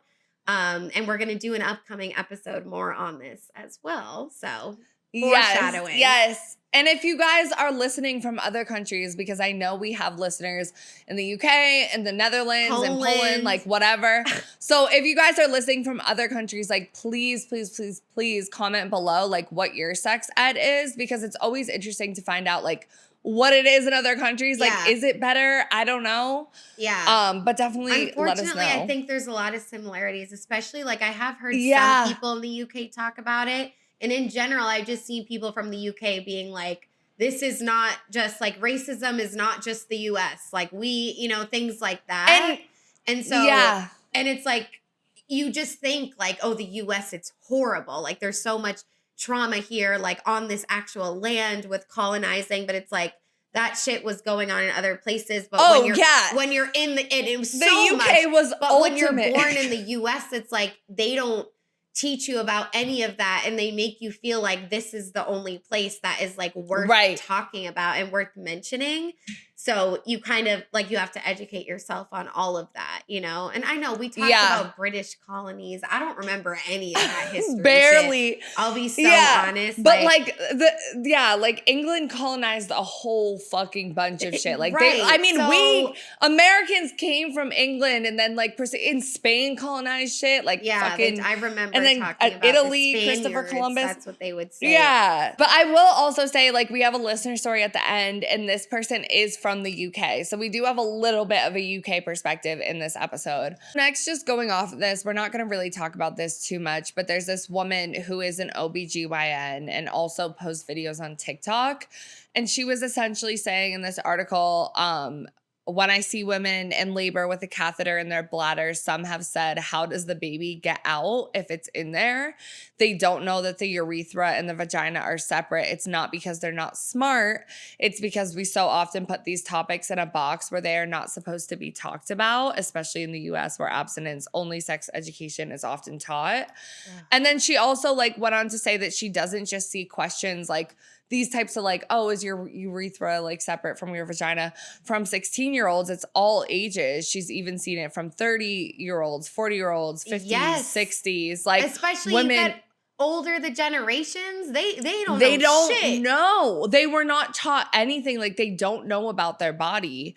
And then she was just saying that like the views on TikTok or the TikToks that get the most views are usually the ones where she's busting myths related to birth control or talking about products that she thinks are good and bad. And she usually posts videos that are related to things about like going to the OBGYN that people want to know. But I just found that interesting. Like it's not just 16-year-olds now might know more than a woman in their 60s. And that's so sad. Like and some people some women or people that have vaginas don't even want to look at them. Like they feel like, I feel like decades ago, like some women probably died without ever seeing it, Ever like seeing in a it. mirror, because it's like so like perfect little flower. Don't touch it. Don't look at it. Don't think about it. Like don't talk taboo. about it. Yeah. So, and that's just so sad, you know? And kids will be curious, but I know some people that are like, I never used to look at mine. I was all up in that bitch. And I was all up in my friends too. Like we would play doctor and like go in the closet and like hold a flashlight to each other's vaginas and be like, oh, everything looks good. And like pretend like I was doing that. But I was also very like, I didn't look at mine. Well, I don't know. Maybe I did in high school, but like not until and it wasn't later. a gay thing before anyone says shit like that. That is just little kid shit. And I was also raised in a household where like vagina was spoken about. Like my mom was like, yes, you have one. Like, she. Yeah. So You have one. I was very comfortable with doing that. Whereas someone like that grew up and it wasn't talked about at all. Maybe they're religious, went to religious school like you did. It's like, I could see why they wouldn't want to look at it or engage with it. Yeah, I remember my mom, like my parents were, I mean, my dad, like whatever, he's not involved in that. But my mom was iffy, but I remember there was this book and it was like also like videos, like the vagina monologues. Do you know what that is? Yes. The spoken word poetry shit. Yes. She did put me onto that. And I remember being like vagina and then also the American Girl, Your Body book. Yes. Yeah. Which I was always like, that book like is I don't want to read. Iconic, bitch. Did you have like American Girl dolls? You did. Yes. Right? Yeah. Yes. Okay, cool. We'll talk about it later. But yeah, it's like those little things are so important. Like children need to know about that. Not everything, but need to know that like it's okay. And also like no one should ever try to touch this part of you and like things like that. So those conversations need to be had. And it like breaks my heart that like people grow up and like not only from society and school, but it's like from in the home. Like, unfortunately, your parents are everything to how you grow up. That's all you have. Like, that's what you're looking at. That's because what you're people mimicking. and a lot of the stuff now that when it comes to like gender, sexuality, education, all of that, everyone's saying like, oh, it belongs in the home. Like the education shouldn't be at school. It should be in the home. It's up to parents. But the iffy thing with that is like some people don't have parents or their parents are working so much. Yeah. It's not reliable. Like we need public education about this shit. But anyway, so I do want to talk a little bit about censorship. And like Autumn said, like we are going to get more into sex education, algorithm censorship, all of that stuff in next week's episode. But just a little bit that related to the menstrual cycle. TikTok Shop thinks periods should be censored. Hyperbay dives into the censorship of women's periods with August founder Nadia Okamoto. So it says, Nadia Okamoto, founder of inclusive Gen Z menstrual care brand, August, sits down with Hyperbay to discuss sexual wellness censorship on TikTok. If you follow Okamoto on TikTok, you know she's the face of menstrual care for Gen Z. From wearing a literal menstrual pad on the red carpet to partnering to provide trans-inclusive period care, her love of menstrual care is clear and why she's so successful at just 26 years old. Within 2 weeks, the platform caught on. The products that were banned were our organic pads and tampons, Okamoto continued. They were available on the platform for a very short time before TikTok Shop restricted them. Now they sometimes come back up, but technically it's still against policy to put period products on the platform. Quote, there are so many skincare products on the platform, Okamoto shares, many of which have active ingredients. There are even some personal massagers, which are vibrators in disguise. Where some might think TikTok said it's not allowed, it's important to look at the wider implications of censoring the very products that help people maintain good health. By banning products like ours, platforms inadvertently reinforce the stigma that menstruation is something shameful or inappropriate. This impacts the self-esteem and health of women with vulvas and limits their access to essential, sustainable period care products. Quote, I think the prohibition of sexual wellness products stems from societal taboos and an outdated mindset that shies away from discussing sexual and reproductive health openly. Despite being a medical product, there seems to be a discomfort or misunderstanding about these products that results in their exclusion. There's also a stigma around periods not being an appropriate subject for kids, but the official age to get onto TikTok is 12, and that is actually older than the average age most girls are when they get their first period. And I just want to say, like, obviously we're talking about TikTok shop, whatever. This is still a product, but it is like pads and tampons, which are an essential for women who are menstruating.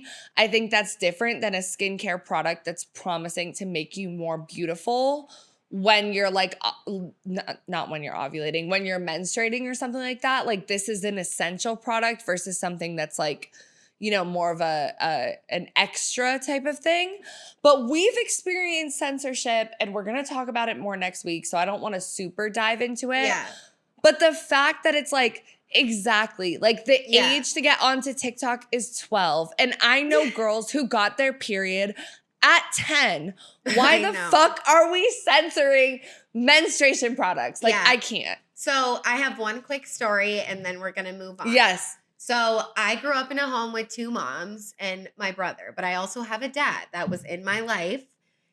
You know, court laws, you had to go back and forth, but like my parents didn't take that too seriously. Like, I got to pick and choose for the most part. So when I was there, he remarried. I have 2 sisters. It's a 6-year and 8-year age gap.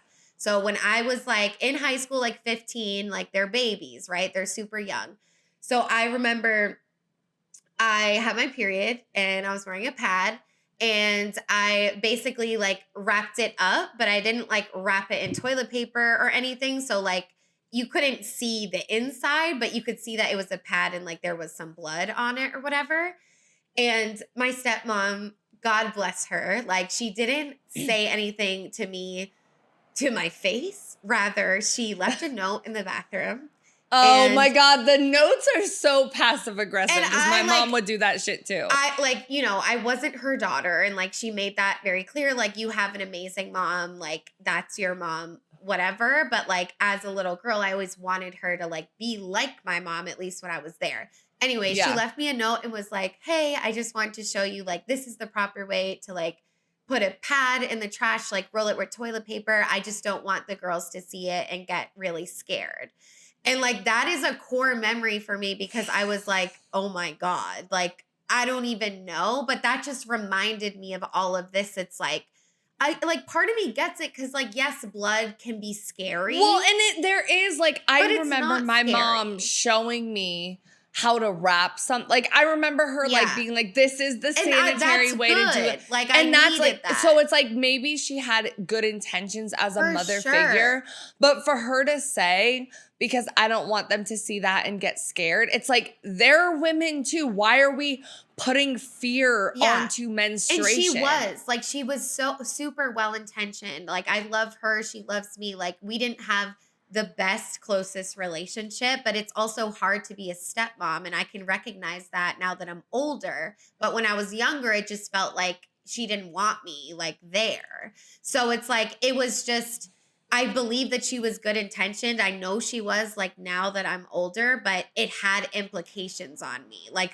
implications of shame. Because it's like, of shame. Because it's like the implication of shame that you are like exposing these younger girls to something that they shouldn't know. Like the whole shame around having a period and hiding your tampon in your pocket when you go to the bathroom and like all of that stuff is just like, bro, like why are we so afraid of it? Yeah, in TV shows, like when they're in high school and like it falls out and it's like a moment of like, oh, you dropped your pad on the floor, like and which it does mimic real life, so it's nice, but it's just and like it is crazy. Embarrassing.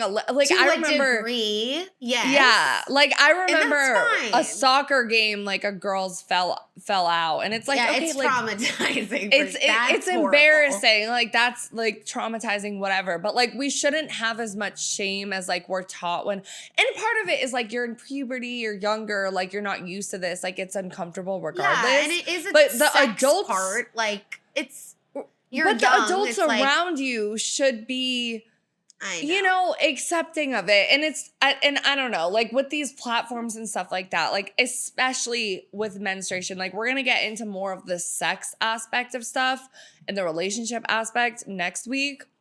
So I don't want to dwell on that too much, but menstruation is literally something that children experience, like young adults, preteens.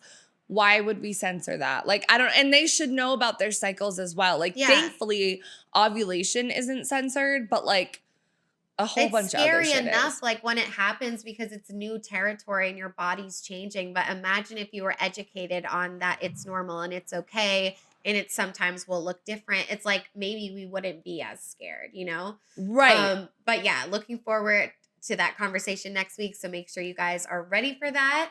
But we are going to read a listener story now, and we definitely want to say thank you so much for sharing this with us. It means so much. We love when we get lengthier stories to really just get to know people more. And people's experiences, especially because this listener is from the UK. Like we said, we don't have much like UK research in other countries. So like this is a great perspective to have. Yes. So they said, so in the theme of ovulation, I did do a quick Google search to remind myself about what it is. Because honestly, the very little sex education I got in school when I was a child very much failed me in that regard. In my experience, I honestly feel like because I had internalized so much misogyny from my parents growing up, they were very traditional, certain media and the church I was attending at the time, my understanding about the female body and sexuality was that women should cover themselves up to keep themselves safe, and that sex was basically something women only did in service of their husbands or to have babies, and that was it. Shrug emoji. My understanding of that did start to change until I was around 17 and my English lit teacher at school started to teach me foundational ideas about feminism and intersectionality.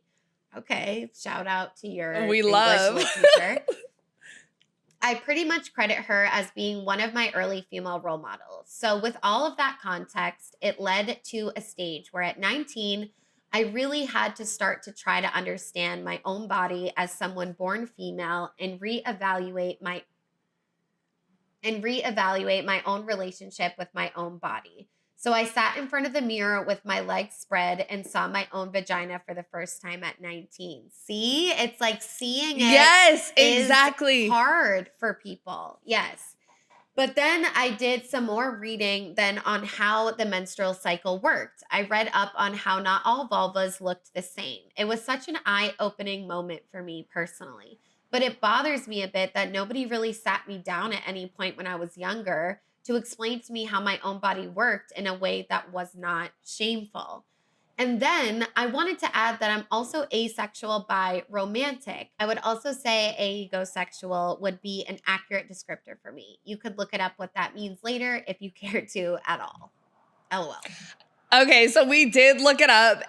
Asexual biromantic is a term used to describe someone who is romantically attracted to people of more than one gender, but is not sexually attracted to anyone. So asexual is a person who is not attracted to anyone, and biromantic is a person who is romantically attracted to people of more than one gender.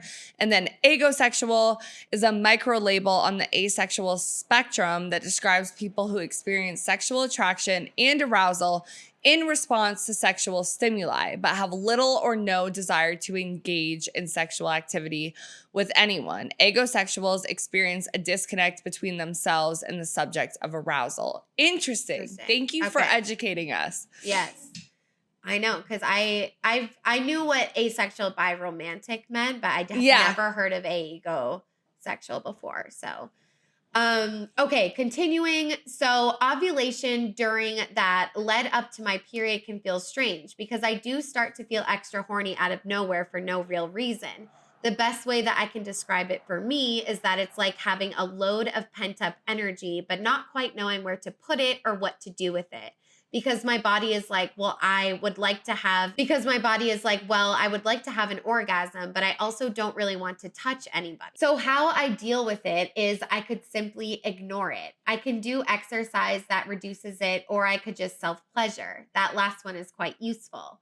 I know that self-pleasure is quite common among other asexual people, but I am mainly speaking on my own experiences. I hope that all makes some sense and is maybe useful. So first off, just from the beginning, like we said earlier, like completely fucking relate to just the lack of sex education, not looking at your pussy at all, like being kind of like afraid of it and not knowing like what your body is and just having that like inherent shame. Yeah. I think we can both relate to, yeah. And the feeling of just like being mad that you weren't educated on that. Like, why wasn't I set up for this? Because as a child, you have no control over that, Right. you know, for the most part, depending on your situation. But it's like feeling angry and bitter about that. Like, it is a part of the healing process. And I think that's okay, whether it's the school, the government, your family, the people All you of were the around. above. Yeah. So I think that's relatable. And, you know, we're allowed to feel that way,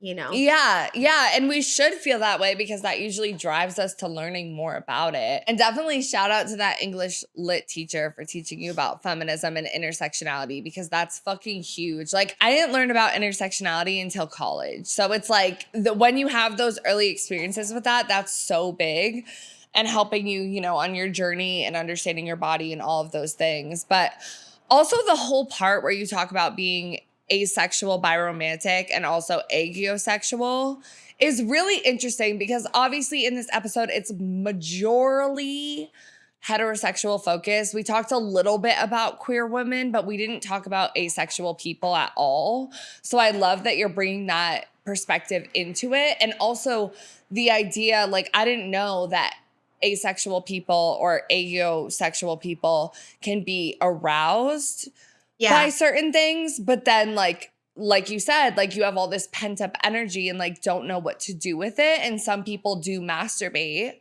and some people don't. And like, I don't know, like that's super interesting. Like I'm definitely like, maybe we should do an episode about asexuality at some point because I need to educate myself. Like I don't know enough. Yeah. And I think it's just more of a spectrum. Like you think asexual, they don't have sex, but I don't think it's that black and white. Just like being bisexual could mean a number of different things too. It's just more than two genders. So it's like that could look differently for everyone. Like if they only like cis people or whatever. So I think it's like one of the biggest things is like someone says they're asexual, you don't automatically know what that means. Like, so I think it's just more thinking about it as a spectrum and like taking each person's experience and like it's valid, like whatever that is. But I know like having a lot of that pent up energy and they're like, I can exercise, you know, that's another way to kind of get that out of your body or masturbate, you know, because if you're not having sex with other people, it's like sometimes, you know, the body just feels that type of energy. And what do you do with that? And I just think, you know, different people do different things and it's still asexuality, aegosexual. Yeah. And I also do think like some of the conversations about asexuality online can be a little bit fetishizy. It's like, oh, I can imagine being like that. Blah, blah, blah. So it's tricky. And so it's like, we do need to educate ourselves. Like for myself, like I've only known one person that's asexual and we weren't even that close of friends.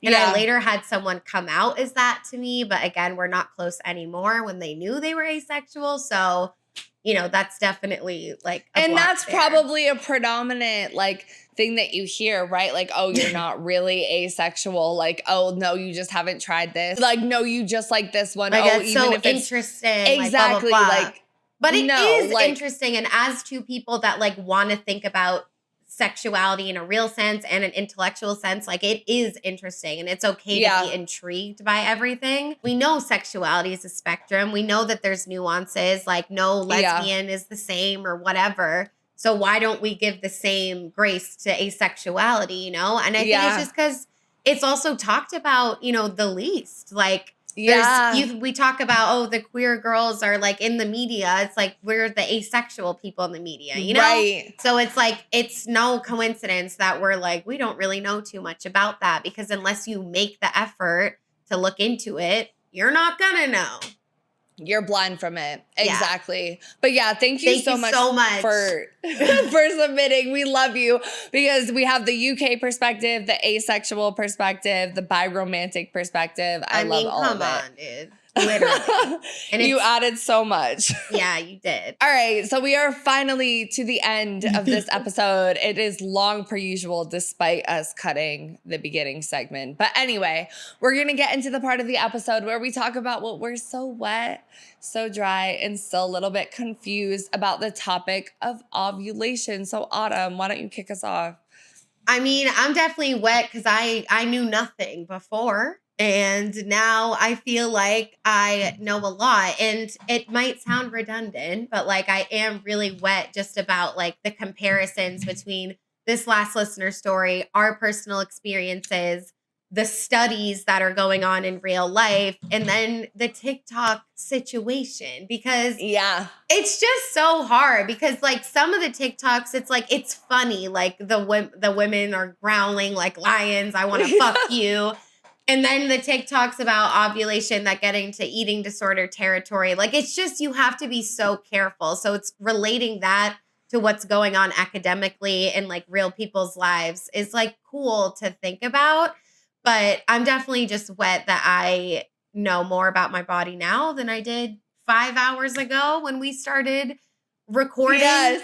I'm also definitely wet about this section about how, you know, certain phases can cause you to be attracted to different types of people. And it was just eye-opening to think about, oh, you're attracted to this person because they have a symmetrical face and you want to have babies with them. Maybe, and you don't want them to be a good person. You want them to be dishonorable, maybe, because it doesn't even matter. And you're just looking at their genetics and all the animalistic instincts that deep down we kind of still do have as humans, at least, you know, I don't know. It's giving animal, like when we talk about this shit. So I don't know. That was interesting to learn about too for me. Yeah, I'm definitely like, I don't know. I feel more dry about that study because I don't like the idea of me being attracted to like hyper masculine gym man. Like that is such an ick to me. But I am wet about the whole concept of like women just like having a fling and that being part of our hormones, because I think the predominant narrative is that like women get attached so easily or whatever. So I love that science is like disproving We can that. back that up. Oh, right. Like, I'm definitely wet as fuck for women talking about this on TikTok and this becoming a trending thing because, like you said, like, I didn't know any of this shit either before I did the research for this episode, and it is so, so important. I think, like, I'm keen to like pay attention more to my body, my ovulation cycle, like all of that type of stuff, and like maybe make better decisions because a lot of like other TikToks that I didn't include were like, oh, when you like want to go back to the red flag guy, but then you realize you're just ovulating. And I'm like, bro, that's me. Like 9 times out of 10, when I'm going back to the toxic one I shouldn't go back to, it's because I'm horny. And that is a problem. Because like I've exhausted the rose and I just want a human body, but maybe I just need to fuck a human body that is the like asshole from the gym that I don't care about, and that's okay. You know, so I'm wet about like even the last listener story too, where we learn more about asexuality. Like I'm wet about anytime women are sharing their common experiences, people are sharing their experiences about ovulation, menstruation cycles. Yeah. And just that it's becoming more of a thing in pop culture. And breaking that stigma of it being such like a fucking taboo or whatever you want to call it. And for dry, definitely top of mind is the whole cycle syncing, nutrition. This is my body. I'm ugly. Like I know that it's not all bad, but it's like we can only look at things from our perspective. And like, unfortunately, like I've had a horrible relationship with food for the majority of my life. So it's just like, I'm always going to look at that and be concerned. But I have gotten to the point in my healing where I know there's people out there that have healthy relationships. It's not a bad thing to diet. I used to think anyone who diets like has a problem. I don't think that anymore. So I think there can be space for that, but it is just scary when it's on an app where like anyone can see it ever. I'm dry that I didn't know what estradiol was, and I guess just the overall sex education system and just about being angry, like having like it's not even just being angry, but it's like you picture the little version of you like suffering because of like not knowing about that. And Your that's inner like child. heartbreaking. Yeah, it's like your inner child is like mad. Like I'm mad. We're all mad. Like so Yeah. that part I'm definitely really dry about because I know that that's going to take a long time to change. Something like the education system, like that takes decades of work. And I do think, like you said, like people are talking about it on TikTok. It's the wettest part that at least we're talking about it. We're talking about ovulation.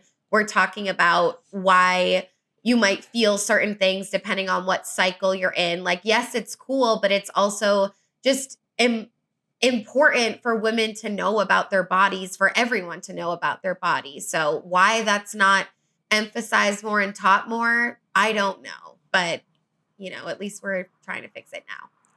Yeah, 100%. But first, I just want to say another thing I thought about in terms of what I'm wet about is also the men talking about this, even though it is like funny memes and stuff, like because we talk about the manosphere and toxic masculinity and that type of content so often that I do just want to give men their flowers. And it usually is men in relationships with women that are posting this type of content because they are more in tune. But I just want to say, like, I am really wet about anytime a man is posting content that is like promoting like female sexuality, normalness, like whatever the fuck. Yeah. But for dry, I completely agree with everything you said. Like, first of all, I'm dry about the lack of research when it comes to women's bodies and the lack of advancements when it comes to like OBGYNs and like the tools that we use for women's health, like all of that stuff.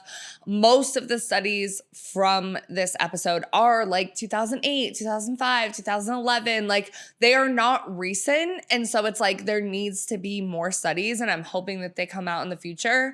But then also, like you said, the sex education piece too, which we're going to get into more next week. Like it is a fucking epidemic in our country, the lack of sex education. And I think like me living in Atlanta right now, in the South, having been raised in the North, it is a huge gap and a huge difference, especially when we talk about abortion and when we talk about birth control and all that stuff. Like I've seen it in like friends, I've seen it in like, you know, just conversations with general people. Like there is a huge gap and we need to address that. And also the censorship, like, which again, we're going to talk about next week.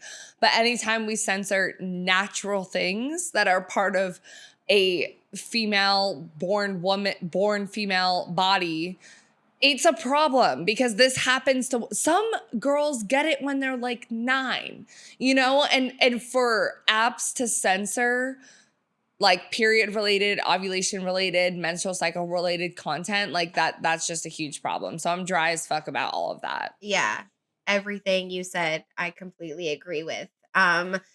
For confused, I think the biggest thing, like, why did ovulation suddenly trend now? Like, was it in good intentions of like talking about women's bodies and like exploring it and educating ourselves? Like, or did people really go mostly for the like, this is why I look ugly right now? Like, was it in bad faith, just like using something that would seem like feminist, but just like not being very body positive about it at the same time. Capitalistic, yeah. Yeah, so it's just that part is kind of confusing. And like I know that TikTok is an app where people do feel generally more comfortable to go on and say things that maybe they wouldn't feel as comfortable in the past on other apps or things like that. But it's just, I don't know, maybe it's because of this podcast, but anything on TikTok or social media, it's like I always just like have my guard up. Like, well, what's really going on? Because I've been fooled so many times. We all have. But I want to like learn more about my ovulation just to like really, I do think of like Greek goddesses, like embracing my feminine power of like knowing how my body is operating in terms of having babies or just like my hormonal cycles and what that can tell me about living a better life or a healthier life. Like I am interested in that. I just don't want to get caught up in the capitalistic, like body negative parts about all of it. And so it's like, how do we talk about these things, like how do we make it perfect? It's never going to be. I obviously know that's the answer to that, but it's just hard. Like everything is so touchy-feely. Like I feel like I have a tendency to like find things wrong with everything. And so I don't know. That part's confusing a little bit. Yeah, I feel the same way about like the cycle syncing stuff because I haven't had an eating disorder, so I can't relate in the terms of like being triggered by certain stuff because that's like really real. And like I think also because I was someone that like lifted in the gym and worked for a gym and all of that stuff, like I do buy into more nutrition workout based content. And like also because I've seen content related to PCOS that's about your diet, like part of me is confused about like what's real and what's not in that. Like you said, like should I be paying more attention to my cycle and what I'm eating and like maybe what I'm eating that right, or is it a trap? And like the capitalism of all of that, because it's such a catch-22 like we talked about with the marketing content. It's like, okay, like this product is filling a gap because there's a gap. But like how much of that is, you know, so I'm also confused about like the research because it's like, okay, if the study was done in 2005, has there been a study since that would disprove it? If the study was only with 22 women, what would it look like with 300, 1,000 women, etc.? So I think anytime, like even when we are pulling in research and studies, like I still want us to take it with a grain of salt because especially in the area of women's health and sexuality and sex and all of that, there is not enough research. So I'm still like ultimately confused about a lot of the things that we drew from these research studies because I don't think that's the end all be all. Yeah. And it's okay to disagree with things and it's okay to come to your own conclusions secretly in your head because it makes yourself feel better even if it's not scientifically accurate. Right. Like, it's hard. So all of that is okay. You can't do everything. Like, dude, you can't. like my head hurts right now. My brain is engorged. But anyways, that about does it for this episode, guys. Please let us know what you thought about it in the comments below, or if you're on another platform, feel free to DM us on Instagram. Again, at So Wet So Dry, the O's are zeros. We post polls for every episode that we put out, and we would love for you to be a part of that. Make sure you subscribe on YouTube, follow us on Spotify and Apple. We are close to 1,000 subscribers on YouTube, and we'd really like to get there soon. So please make sure you do that. Comment below, like I said, give the video a like, and don't forget to rate us 5 stars on Amazon, Apple, or Spotify, and you can write us a review, even if it's just a couple of words on Apple. It really, really helps us out, and we would love you for it. Yes, and we do also have listener support through Spotify. It is currently the only way that we make money through this podcast. It is 99 cents, $4.99, or $9.99 a month. It is in the bottom of the description of every single episode, no matter what platform you guys are listening on. So definitely check that out. And yeah, we love you so much. We will catch you in the next episode. Bye. Ooh. Oh, God. Okay. Describe the first moment you realized you could fully trust me.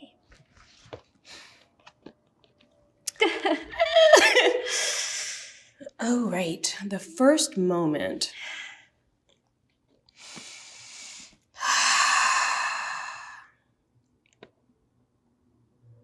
I think I knew from our first moments that I could fully trust you by how you show up. I think what I'd like to answer is the moment that I knew that I needed you. I've always trusted you, but I need you. I need you in my life to be who I am fully. I don't get to be me without you. I don't get to be me fully. And I feel like I realized that when I came to you and you held me on the hardest day of my life. And I knew that, like, I can't do this. Like, I can't take another step. I can't go any further in this life as a human being without you. And yeah, it was when I drove to you after my husband.